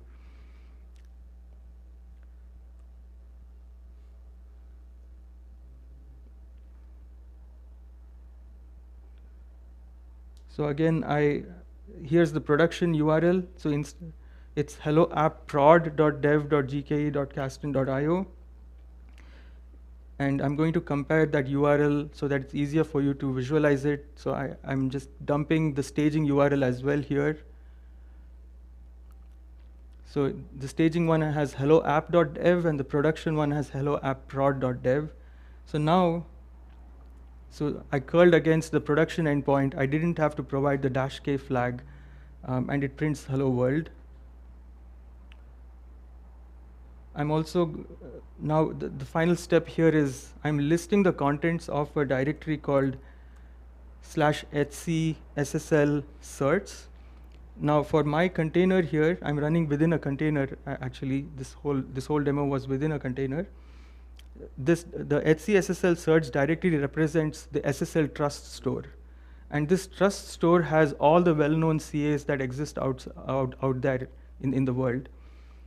And so that's the reason the connection to the Hello app web service was successful, because the service had a valid certificate signed by Let's Encrypt, which is a well-known CA. And that brings me to the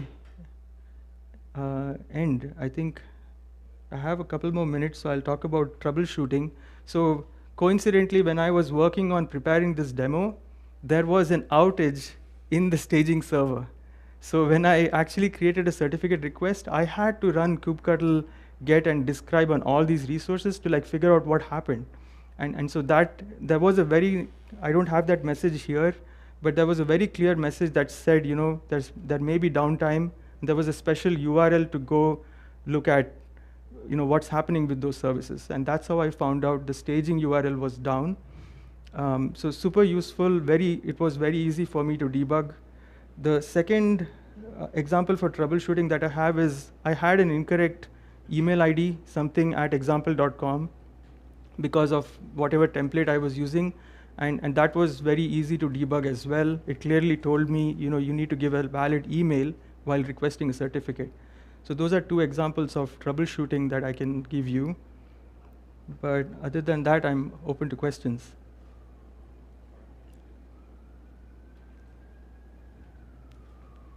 Yeah, please go. Cert expires and you get the alert. What's the process like to renew that certificate? So Cert-manager actually has the ability to renew it for you, and that's the whole point of using Cert-manager, that you don't have to get involved. And so it will notify you, but it can do that on its own. I was also curious about, like, I guess one of the pain points back when I remember like managing certificates was that it was actually a lot from like the third-party perspective, third-party certificates. What is the story with that? The story with third-party certificates? Yeah, I think perhaps like where I worked it was just very manual, but we used a lot of widgets from third parties, and basically we would have to just get certificates from them and apply them manually, or do it with Ansible or something, and it was painful. So I'm curious, like, maybe I just don't understand the concept of certificates. Sure. Yep, I've worked with multiple customers who have deployments in their internal networks. Another example that I haven't talked about here is an LDAP server, for example. So they want to install our product K10. They want authentication. Initially when they test, they use basic authentication, but when it's time to deploy it in production, they want us to work well with their internal LDAP server, for example. So that's when they involve their security team, and their security team gives the CA certificate that was used to sign the certificate used for deploying the LDAP server. So the security team sends them an email, gives them a CA certificate, and attaches it, or whatever means they share it with this DevOps team, and then they use that CA to put it in their trust store when deploying the app. In the case of K10, so our primary way of deploying is a Helm chart. So they can give the certificate to us through a Kubernetes secret, and we'll let all of our containers have this special certificate, the private CA, in every container's trust store. So that's been very common. We've seen this for MinIO as an object storage. So any endpoint that's private, you usually have to follow this workflow.